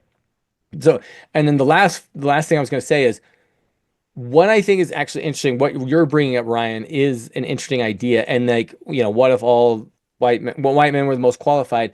And I think that actually was happening. Like, I think that was the case, and that was the narrative, a few decades ago, right? In the 70s and 80s and things like that. That was sort of like, yeah, these are the most qualified guys. And there was this argument. There was the same thing that's going on now went on a few decades ago when there was this rejection of that truth, right? That they're like, no, I think you're not, because like, I think there was a disenchantment with like reality when we say, well, these are the most qualified. And you're like, I don't think you're representing the full story and all the people. And I think that's what gave birth to sort of this diversity movement and saying like, no, we need more representation, because I don't think you guys are out of touch, and you're not like, here's the common man, and the common man has these problems, and you're out of touch with that. And like, that's exactly what I saw nowadays of like, you're out of touch. The mainstream media is out of touch with the common man. And the common man's like, we got problems and you're not identifying it. Like, we're feeling the economy and you're saying it's great. You are not out of touch, right? You're not, and you're rejecting us when we say, hey, the economy's not good. You're like, nope, you're wrong. And you're like, and I think that's what happened a few decades ago was we said, no, you're not getting the whole picture. And I think that's what kind of I think what turned the mainstream toward this idea and this narrative, what turned the media toward this idea of this narrative. But I think it's gotten out of control, and I think it's just gotten on a life of its own. It's become a monster, and now we are once again rejecting that truth, that their viewpoint of the world, and we're now saying, no, you're now out of touch, and it's the pendulum swinging back the other way in my viewpoint. So I've brought this up before. Jordan Peterson said this, and when Ryan was like, "Wow, that was actually good," then I told him who said it, and he got mad. Jordan Peterson. I reject it because it's Jordan Peterson. You have don't even have to say it yet. Done. I know. The proper mode of being for our union should be a state of tension between the left and right. Okay. Yeah. Ryan's not wrong when he said that's not a good thing if all white men are dominating the highest places of power. I agree with that. The proper role of the left is to champion the dispossessed, but the left's not doing that anymore, and they went far too extreme. Now they're fighting to put trans men in my daughter's bathroom. Like, wow, we jumped the shark somewhere along the line here. You're no longer fighting for the dispossessed. Now you're just gone to crazy town, right? That's where we went. And Tom's right. The pendulum's going to swing back far the other way because it was too much. Like, it's crazy. We should have somebody championing the dispossessed. It's no longer the Democratic Party. Now the Democrats are championing the rich establishment instead of the dispossessed. And it's fascinating to me that I think the liberals are actually the racist because they think black people are less capable, and the liberals think I'm the racist because I think you should just judge people on merits and character rather than skin color. Right? It's a really weird dichotomous thing that we're running at loggerheads at. Right? Yeah. This I think we actually probably agree on a lot of this, which is interesting. And again, I just want to reiterate, like, thank you for helping explain this identity politics stuff, because this has probably been the most helpful conversation in a long time. It does lead me, so like both of you are giving me a segue into one of the other things that I wanted to bring up that is not actually in these comments, right? That I think also contributed to the outcome of the election. Trump had his base. The base wasn't going to be persuaded to not vote for Trump. Kamala had her base. They weren't going to be persuaded to vote for Trump, right? So like both of them had their base, and we're really talking about, I mean, if we recall our conversation with the guy who was like the independent guy, right? There was some group in the middle that were willing to be persuaded they were going to change one way or the other. I think, and you guys can both disagree with me, you can tell me that I'm crazy, but I think there's a segment of probably populations in every country, because we've seen a lot of incumbents get booted out of office around the world, right? So this was not like a huge shock. But I think there's a segment of every population that when an election is coming up, they kind of look at their situation and they say, life's not great. I'm not making as much money as I'd like to be making. Who's in power? They're at fault. I'm going to vote for the other guy, right? Sure. Yeah. Is that fair to say that, like, and I don't know what percentage of the population that is, but it's probably, let's say it's like 5%. That's definitely enough in a close election to sway the election. Maybe it's even less than that. But do you think there's some truth to that some people are just like, my life's kind of crappy. It's not working great. I'm not going to take responsibility for it. It's the people in power, and whoever's in power, I'm just going to vote against them because they haven't made my life better. Yeah, for sure. Thoughts? Yeah, that's why the pendulum swings back and forth. Like, I think life's hard, and the older you get, a lot of people get more and more what's the word I'm looking for? Jaded. So yeah, the pendulum swings back and forth. I don't think that's a complete referendum on why you guys lost. I think but I think it contributed. I would say it probably contributed. Yeah. And then something else you said, Josh, which I think is kind of interesting. So I think I don't think that's the vast majority of the voting. Like I said, there's the bases on the two sides. They're not going to change. But for some people, whoever's in power, they're going to vote against them because their life's not perfect, which leads to this other thing, which Josh, you kind of said, which I think is interesting. You said like Democrats increasingly have, and I don't want to call them the rich establishment, but I want to frame it slightly differently. So I don't think we're necessarily disagreeing, but I want to frame it a little bit differently. We live in a society now where certain people are benefiting because it's a modern economy, right? So certain jobs are being highly rewarded in a modern economy, and other jobs are not. And other jobs are even being frowned upon, and people are mocked for doing these other jobs, right? And it does kind of seem to me that some people, right, probably Democrats here, are basically saying like, hey, if you're part of this modern economy, life's good, right? Like you're doing fine. The economy is actually good for you right now. So you should all be happy because the economy is actually good, right? Like if you look at the metrics, the economy's fine. And again, I'm not challenging people's perceptions. I think their perceptions are perfectly valid. They've got their perceptions. So I kind of wonder to what extent there's also a bit of the electorate who's like, I'm not part of that modern economy.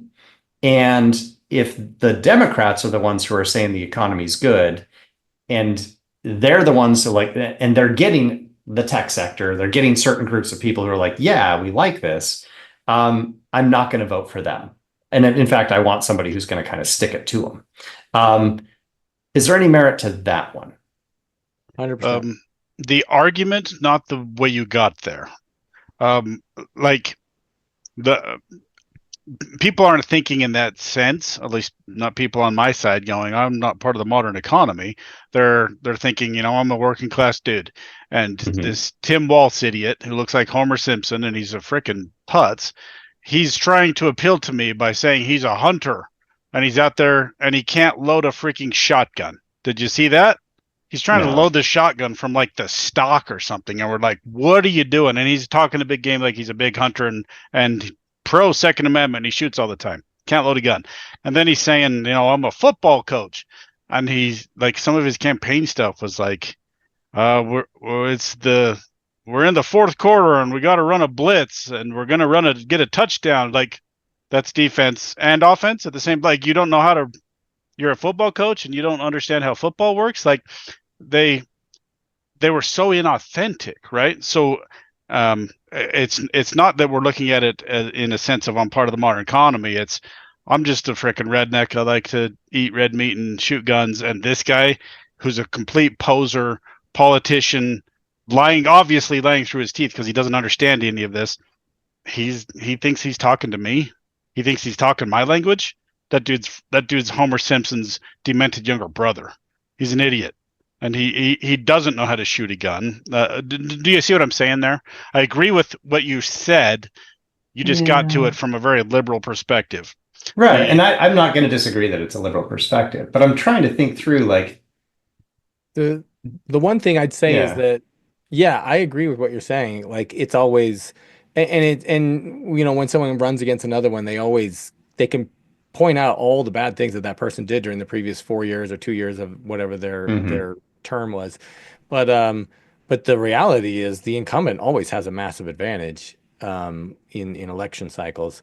And so so I think there's both what you're saying is valid, but there's also like, for whatever reason, it's the devil they know or something like that. The incumbent has a huge advantage and almost like they have the bully pulpit. They get to control the messaging for the most part. Yeah. Or I think though this one was weird because trust them and want. Was she the incumbent, right? She wasn't exactly the incumbent, but that's fine. Like it's a tricky, complicated one. That's a fair point, Tom, and I appreciate it. I'm trying to think through Josh's point here. You know what? I'm going to leave it. I think I would say something that wouldn't make a whole lot of sense. So I think what we're doing right now is the whole point of the podcast. what? Yeah. Finding common battlegrounds? We're actually explaining the disconnect here. Yeah, I think this has actually been a really helpful conversation. I don't know, Tom. What do you think? This has been On helpful. your, yeah. I think it Yeah. is. Okay. It's interesting to see Um, that stuff. I think I might have had a couple of other things in those quotes, but like I think I'm done from my end. Tom, you said you had some other stuff that you wanted to talk about. Was there anything else you wanted to bring up? Yeah, I got a couple things. So this is interesting. Um, yeah, okay. Yeah, two things, but I think they're kind of this part of the same thing. So I'm just gonna go through. I want to get your thoughts on this. So basically I just wrote down a bunch of notes of like what I think went wrong with why they lost and why Trump won and this and that. But this I've already talked about a few of them. But here's the other one that I think is really interesting, and because I mentioned it a few months ago, right after Kamala became the candidate, Yeah. um, that I think they made a mistake by not doing a blitz election, right? And I said that would cost him, and I said there's power in the vetting process, right? And um, what I think is so this is someone brought this up, and I hadn't really thought about it. Because someone said so Bernie Sanders, this is in 2016, was the top candidate for the Democratic Party. And then there was this little like whoop, whoop, whoop, whoop, and all of a Mhm. sudden Hillary became the candidate. And Bernie was pretty Yeah. pissed about it and like sour Yeah. grapes. And there was a lot of people that were pretty pissed about it, like Hmm. a lot of his supporters. And I can't remember the lady that kind of orchestrated that in the Democratic Party, but yeah, and that happened. Then in 2020, there was who was it that was surging? I can't remember. Was it Bernie? I can't remember who was surging, but all of a sudden, Klobuchar and Buttigieg like dropped out like right before Super Tuesday, and Hmm. Biden became like the clear front runner, and then he Right. kind of went on, and Yeah. they both endorsed him, and they had said that like it was kind of suspected that Obama had orchestrated that, and just like because I think it was Bernie. I think Bernie was surging, Could have been. Yeah. and I think they had those. And basically, it was the same. It was the Trump effect, right? That like Bernie was against all these other people, and they were dividing the vote. And so, yeah, Klobuchar and Strangely Buttigieg dropped enough, out. Hmm? Joe Rogan loved Bernie. He had him on the podcast a couple Yeah, times, he did. and He was a supporter. He voted for him. yeah, Hmm. Um, so that happened, right? And then you have Biden dropping out, he didn't and drop out.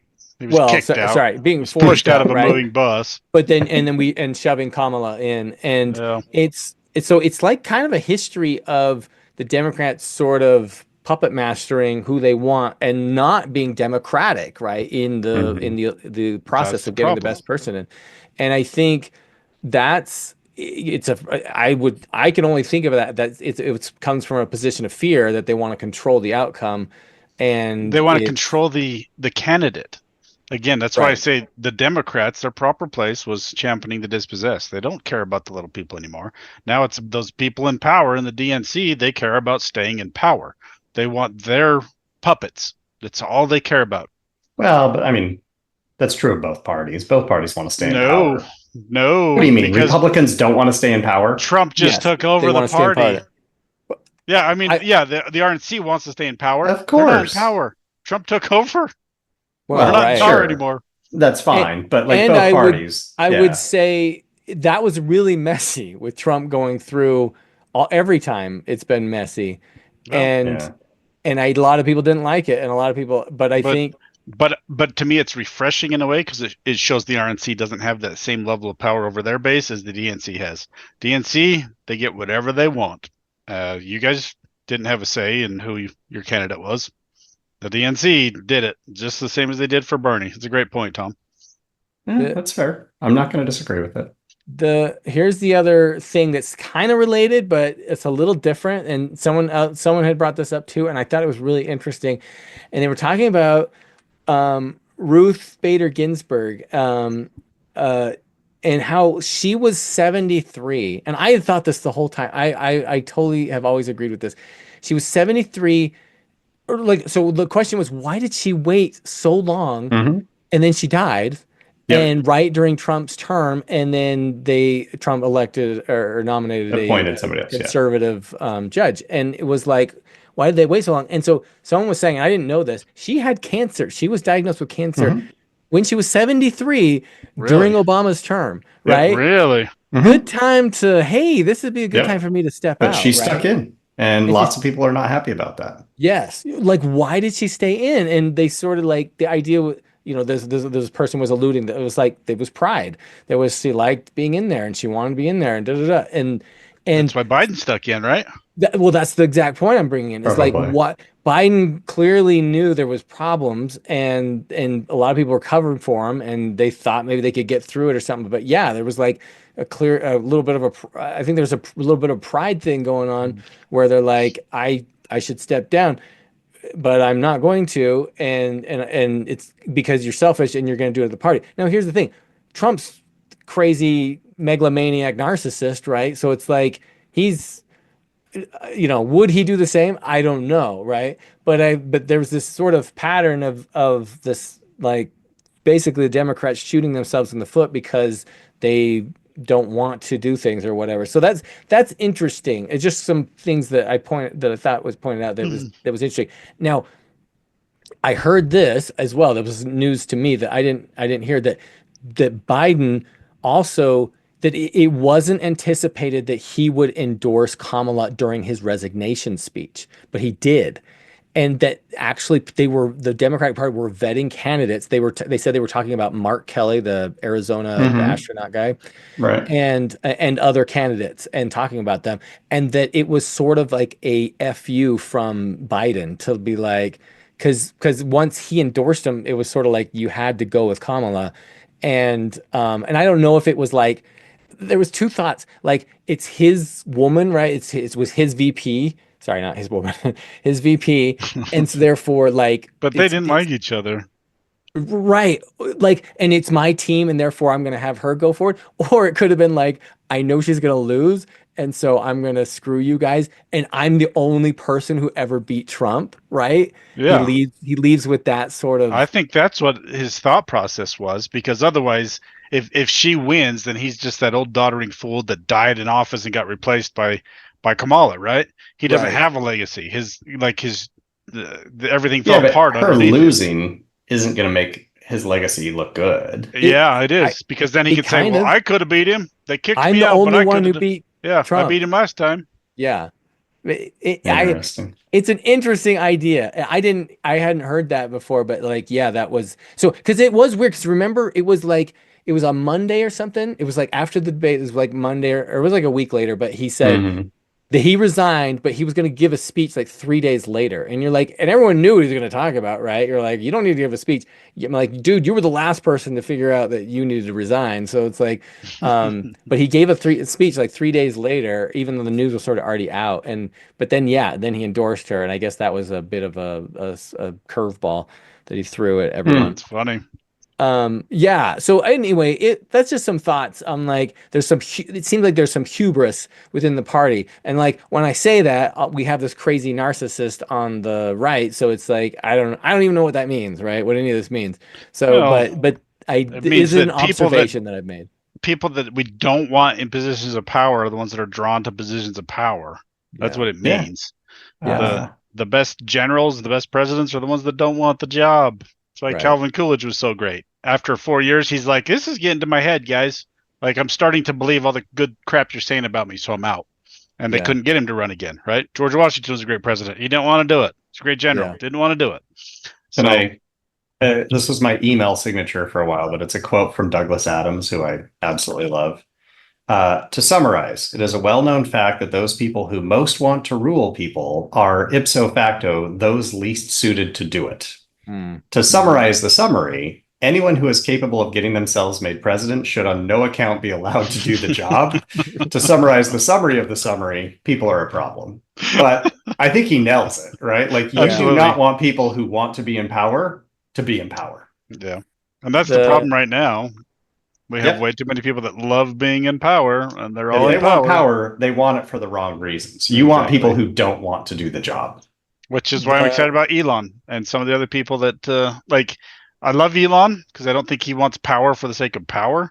But like, I like Vivek Ramaswamy, but kind of seems like he likes the idea of power. Oh, he wants the power. Oh, yeah. He totally wants the So power. like, I'm a little more worried about him. But yeah. some of the people that Trump surrounded himself with, okay, I think these people could do a better job. I think so. The similar quote, I guess someone told it was Prince or sorry, King was it King Henry during the Revolutionary War? I can't remember. King And George. King George, King and George. that told him that at the end of his term that George Washington had stepped down, right, at the end of his two terms, and that he'd like peacefully surrendered, or not surrendered, but gave up the office. He King George said, like, well, then he is one of the greatest men that ever lived, right? To give up that kind of To power. willingly give up power. Yeah. Because people didn't want him to. Yeah. Mhm. Oh, yeah. They wanted, oh my gosh, he could have easily been king and people tried to vote him back in, and he was like, nope, not doing it. yeah, That ruins no, what we that was just part of, if established you here. saw my video about the people wanted to turn him into like they worshipped him, like thought he was like incredible and did like weird stuff, like monuments and things to him. But the other thing, so this is the other thing. I can't get it out of my head that like all the stuff that Trump keeps saying he's going to do. Speaking of power, right? And the deep state, and like he keeps saying he's going to take apart the discipline and take apart the government and get rid of all this stuff. I can't help but think he's going to be like assassinated. And I'm not calling for it. I'm saying I think he's messing with some dark stuff. And very powerful forces, right? That aren't going to just peacefully go into the night, right? I do think there's you heard that Iran was trying to set up a hit on him, right? Yes. Yeah. Well, are you done, Tom? Because no, that's basically it. I just think that it's gonna some of the most happen. amazing things is 2 days after the election. He's not even in office yet. The Hamas is like, okay, maybe it's time for a ceasefire, and Putin's like, yeah, you know what? Maybe we should stop fighting in Ukraine. And like all of a sudden, everybody's like starting to toe the line, and he's not even in office yet. Like, come on, Ray. Like you gotta be like, okay, that's kind of cool. That's pretty impressive. People are that afraid of this dude that we're 2 months out, 3 months out from him even being able to do anything, and they're like, okay, we surrender. You got to admit that's pretty cool. I mean, if that's happened, like I haven't seen that. Now, granted, I was deep into papers today and not reading news, so like I haven't been paying attention. All of these world conflicts are like, well, okay, maybe it's time to put a stop to this amazing. before Daddy comes home. If he stops it. I did just see in my email that Trump has said Musk and Ramaswamy will lead the Department of Government Efficiency. That was breaking news at an hour ago from the New York Times. So that literally just came from 2 hours ago. I hadn't heard it. I didn't know. You said, what did you say? Rewind the episode. I didn't think he was going to do it. I didn't think he was going to do it. I think you said I put money on that he's not going to appoint Elon to anything. Let's see some crow eating there, brother. When he actually appoints them and creates the department, I will absolutely eat crow. You can cook the crow. I will eat the crow. Oh, Trump is a lot of talk. It's delicious. Trump is a lot of talk. Back to what we were saying before, there's a great clip that talks about about the response for Iran's like escalation of the war. And they were interviewing Kamala. Someone's interviewing Kamala, and like, what would you say to them? What would you say to Iran about escalating? And she was like, just don't. And then they go to and then it goes to Trump at a rally, and he's like, "We're gonna bomb the crap out of them. We're gonna wipe them off the map." He's like, "I don't even care." Yeah, so it's good. like, yeah, that's what I think. That's like, and you don't know if he's and like just like Ryan's always saying, we don't know if he's serious or not. So the headline of that video, because I saw the same video, at least the version I saw, the headline was, "This is what power actually is," because Kamala's like, "Don't." And Trump's like, "We're gonna bomb you all. It's gonna be great." So, yeah, I mean, you could love the guy, hate the guy. Just look around the world. The guy just got not even inaugurated. He just got nominated, won the election, and everybody's like, okay, I guess we're gonna put the bombs away. If he Brian, can stop all these wars, I'll be super impressed.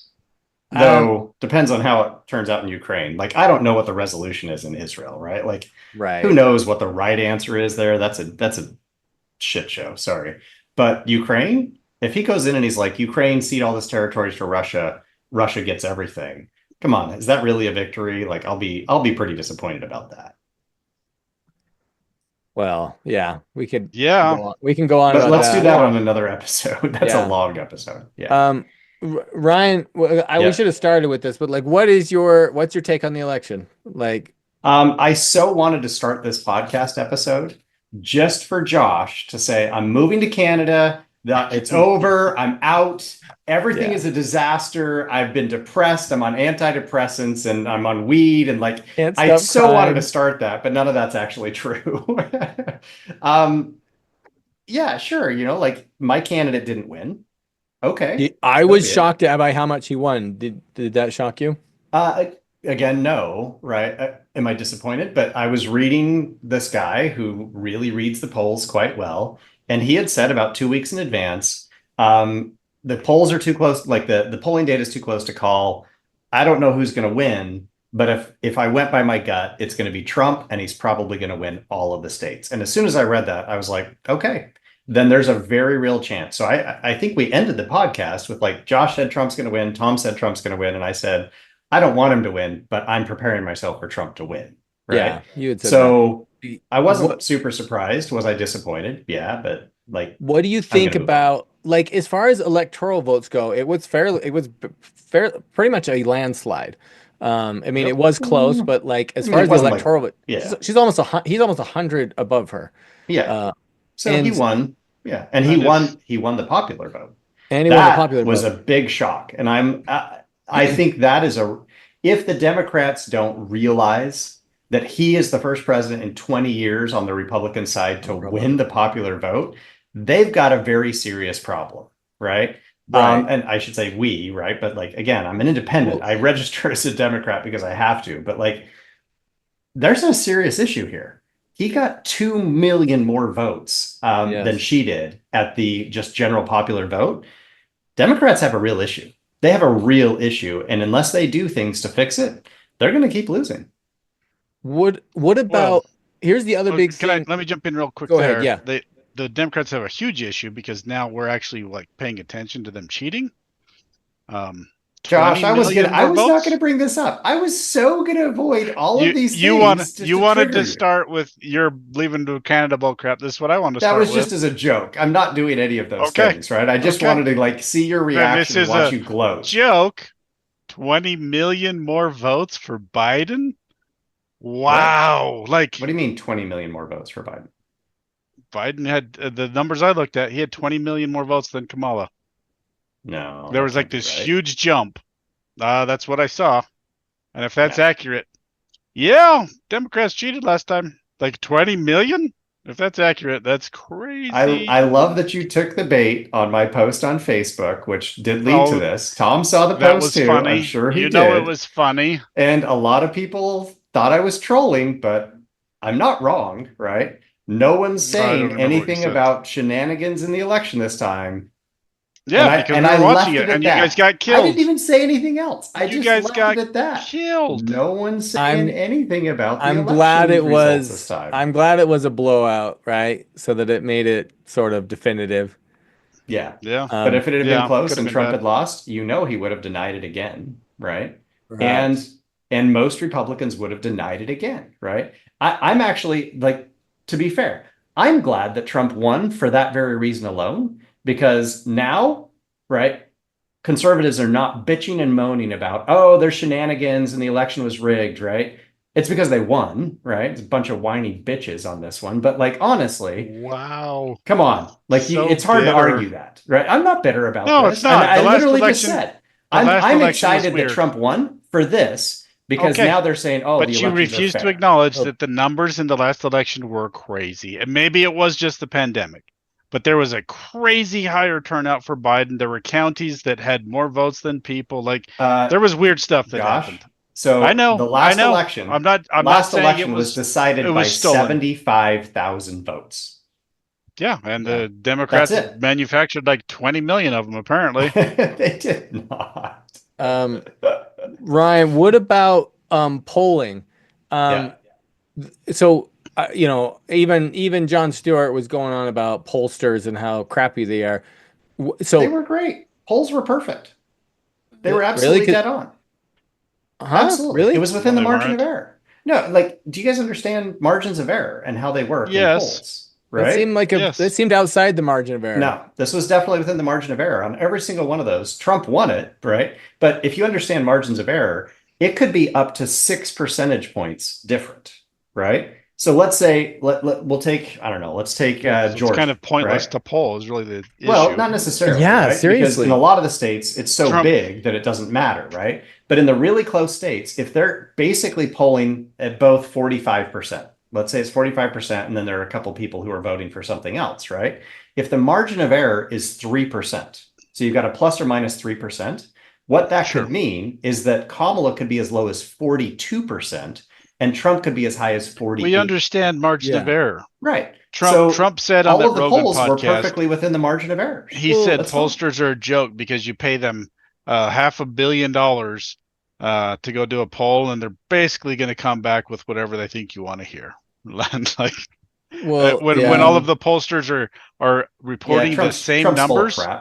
No. Okay. All the pollsters are reporting the same numbers. That means they're all herding together, so nobody gets picked off because they're an outlier and they just want to be safe. Because they did the same thing with the Hillary. All that into consideration. They all said Hillary was way ahead, and she got stomped. Well, okay, within the margin of error. It was within the margin of error. But they all said from Hillary a stat standpoint. No, they didn't. From a stat standpoint, Josh. All of the polls had Hillary winning. All of them. No, they didn't. No, they had her literally ahead. The poll said she was within the margin of error. If you understand margins of error as a stats person, I went into this election. My students in my stats class were like, "Who's going to win?" People just dropped off because you're talking about stats. Almost stats, professor. Everybody stick around, and I'll give you a stat exam.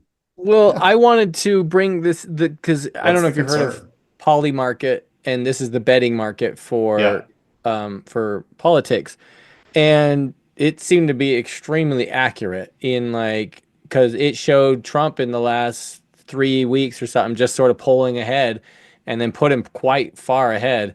As far at one point it was 60-30 as far as percentages, and then it tightened up a few days before, but still had him over 10 points. This is percentages of probabilities of winning, which seemed to be a lot more accurate, where the polls were like, well, it's pretty close. We got Kamala. It's just so neck and neck. So, and that's it's within the but I mean, so you're saying it's neck and neck, but it could be a landslide on either side, and you're like, well, that's not helpful. Not necessarily a landslide. I didn't say it was a landslide on either side. I said one person could sweep all of the swing states because the polls could all be off in the same direction, which is what it actually was, right? But as far as poly market goes, I don't know if you caught this, but the reason why it switched in favor of Trump about 4 weeks ago is one person bet $30 million that Trump was going to win. One French person, right? Yeah. And it switched the whole thing, because now it's offset everything else, right? So literally one person swayed that, and then it kind of stuck in that direction. So I'm not necessarily saying that poly market or whatever it's called, right, was wrong. They were clearly right, but one person can sway the entire market that much. That seems a bit problematic. Well, I'm perfectly fine with the polling data. The polling data was exactly where it was supposed to be. I guess I have a few issues with it, because if you're saying within 6% is the margin of error, then that's anything goes, right? Because every race, what's the point of listening to the polls? Kind of, yeah. Well, I mean, okay, there was no question who was going to win New York. There was no question who was going to win California. There was no question who was going to win Louisiana, right? You don't need polls to know that. Well, no, you don't, right? But the polls are so far apart that they're outside the margin of error, right? It's within the battleground. That's why everybody was focused on the battleground states, because the polls were showing they were neck and neck. It was within the margin of error. And the outcomes were exactly that. all of them were within the margin of error. None of them had a blowout win where they won by 20 percentage points in the battleground states. They won by 2 to 3% in the battleground states. That's all exactly within the margins of error. The polling was exactly dead on. It just means we didn't know in advance who was going to win. Well, so here's the interesting thing. I actually wanted to bring this up, and I flagged this little is a story on that French guy that you mentioned, and why he made this huge bet. And he actually goes in. I know you're a stats guy, but he went into the weeds and he went into several different polls. So they're interviewing him, and he's showing like what he did, and to show he's like the polling's wrong. The polling's wrong, and it's too subjective. And he kept going in and showing how there weren't. And he lost me on the numbers, but you would probably understand it better. And like why he's like they weren't including this group and they weren't including this group, and he's like their polling was way off, and which made him confident that Trump would win, and therefore that's why he made such an enormous bet.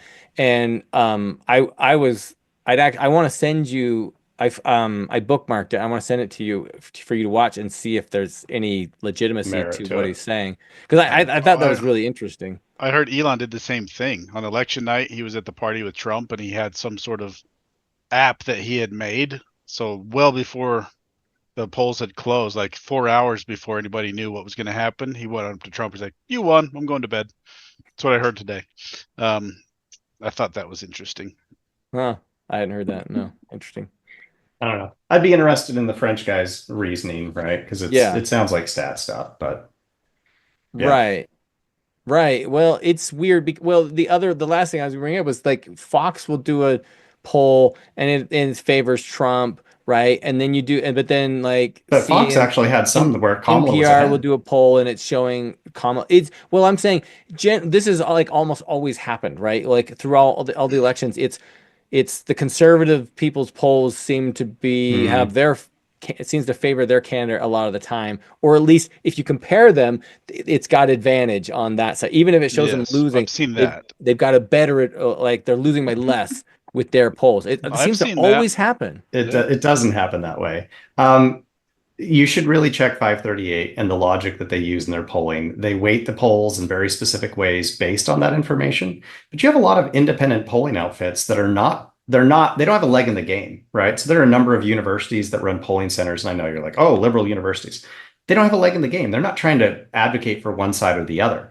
If you looked at the New York Times final polls, they had the race neck and neck. And it was literally within the margin of error. It was not Kamala ahead. It was not Trump ahead. It was neck and neck. Like at the end of the day, I was not surprised by the outcome at all based on the polling data. It was within the margin of error. It was exactly where it was supposed to be. So there's no surprises there. Okay, we beat that to death. Yes. Here's another. Now that I can see that you're not actually depressed, I'm going to pile on with one more thing, right? A little more gloating? You got to do a little more gloating? No. Oh, okay. Not gloating. This is another warning to try to help you. Oh, okay. I saw two different people report that the census wasn't done.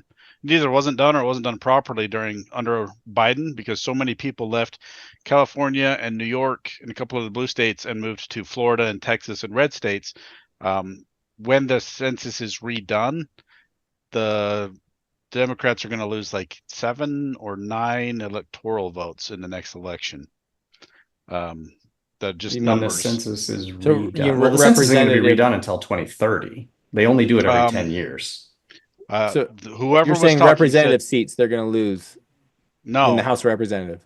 Electoral votes, because the populations have shifted to red states because Florida and Democrats can't, Texas are growing because Democrats can't freaking run anything, so people are fleeing their states.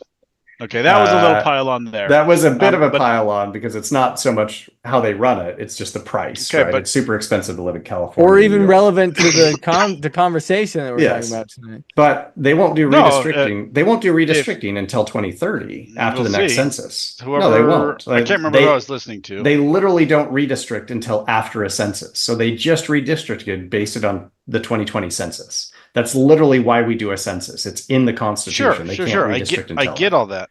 But whoever was talking said that as soon as we do the next one, we're going to lose like 9 electoral votes, which means now if nothing else shifts, on the political landscape with the blue wall and the swing states and stuff. Mm-hmm. Liberals are boned. Like we don't even need They the may swing be. states. Texas is increasingly becoming closer, right? Florida's actually getting further, which is kind of interesting, right?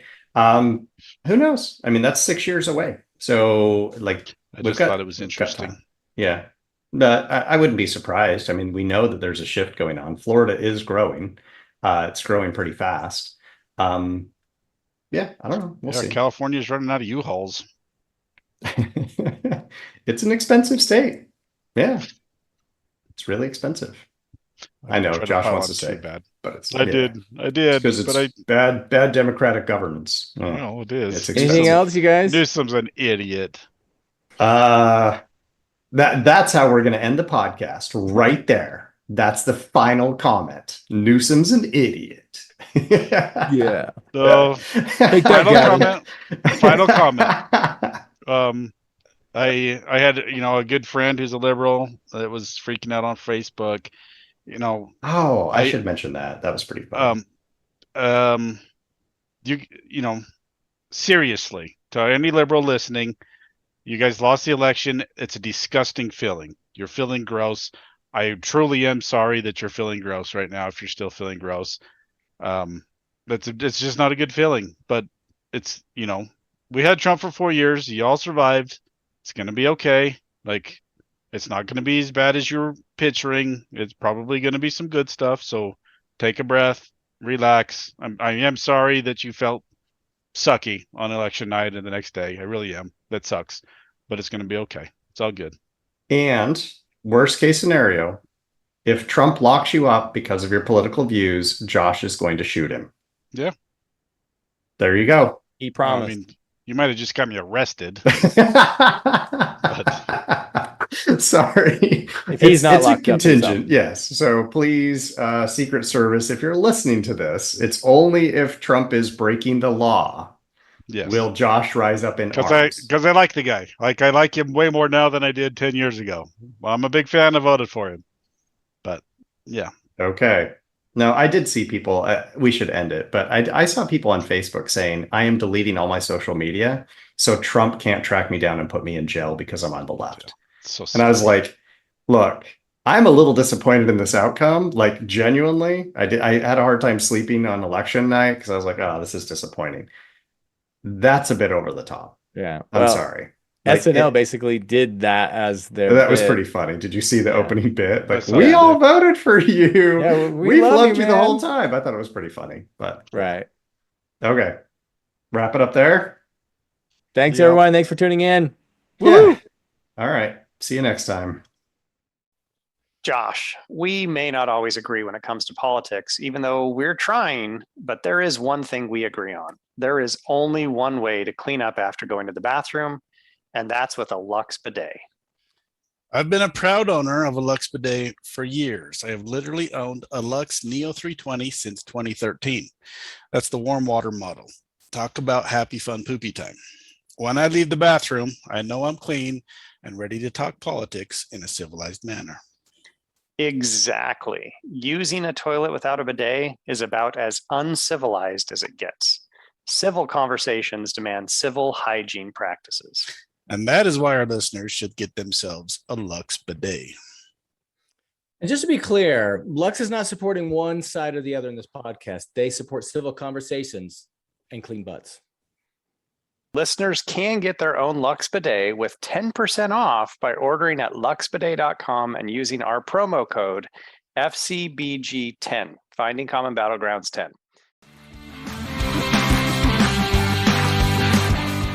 We hope you enjoyed this episode of Finding Common Battlegrounds.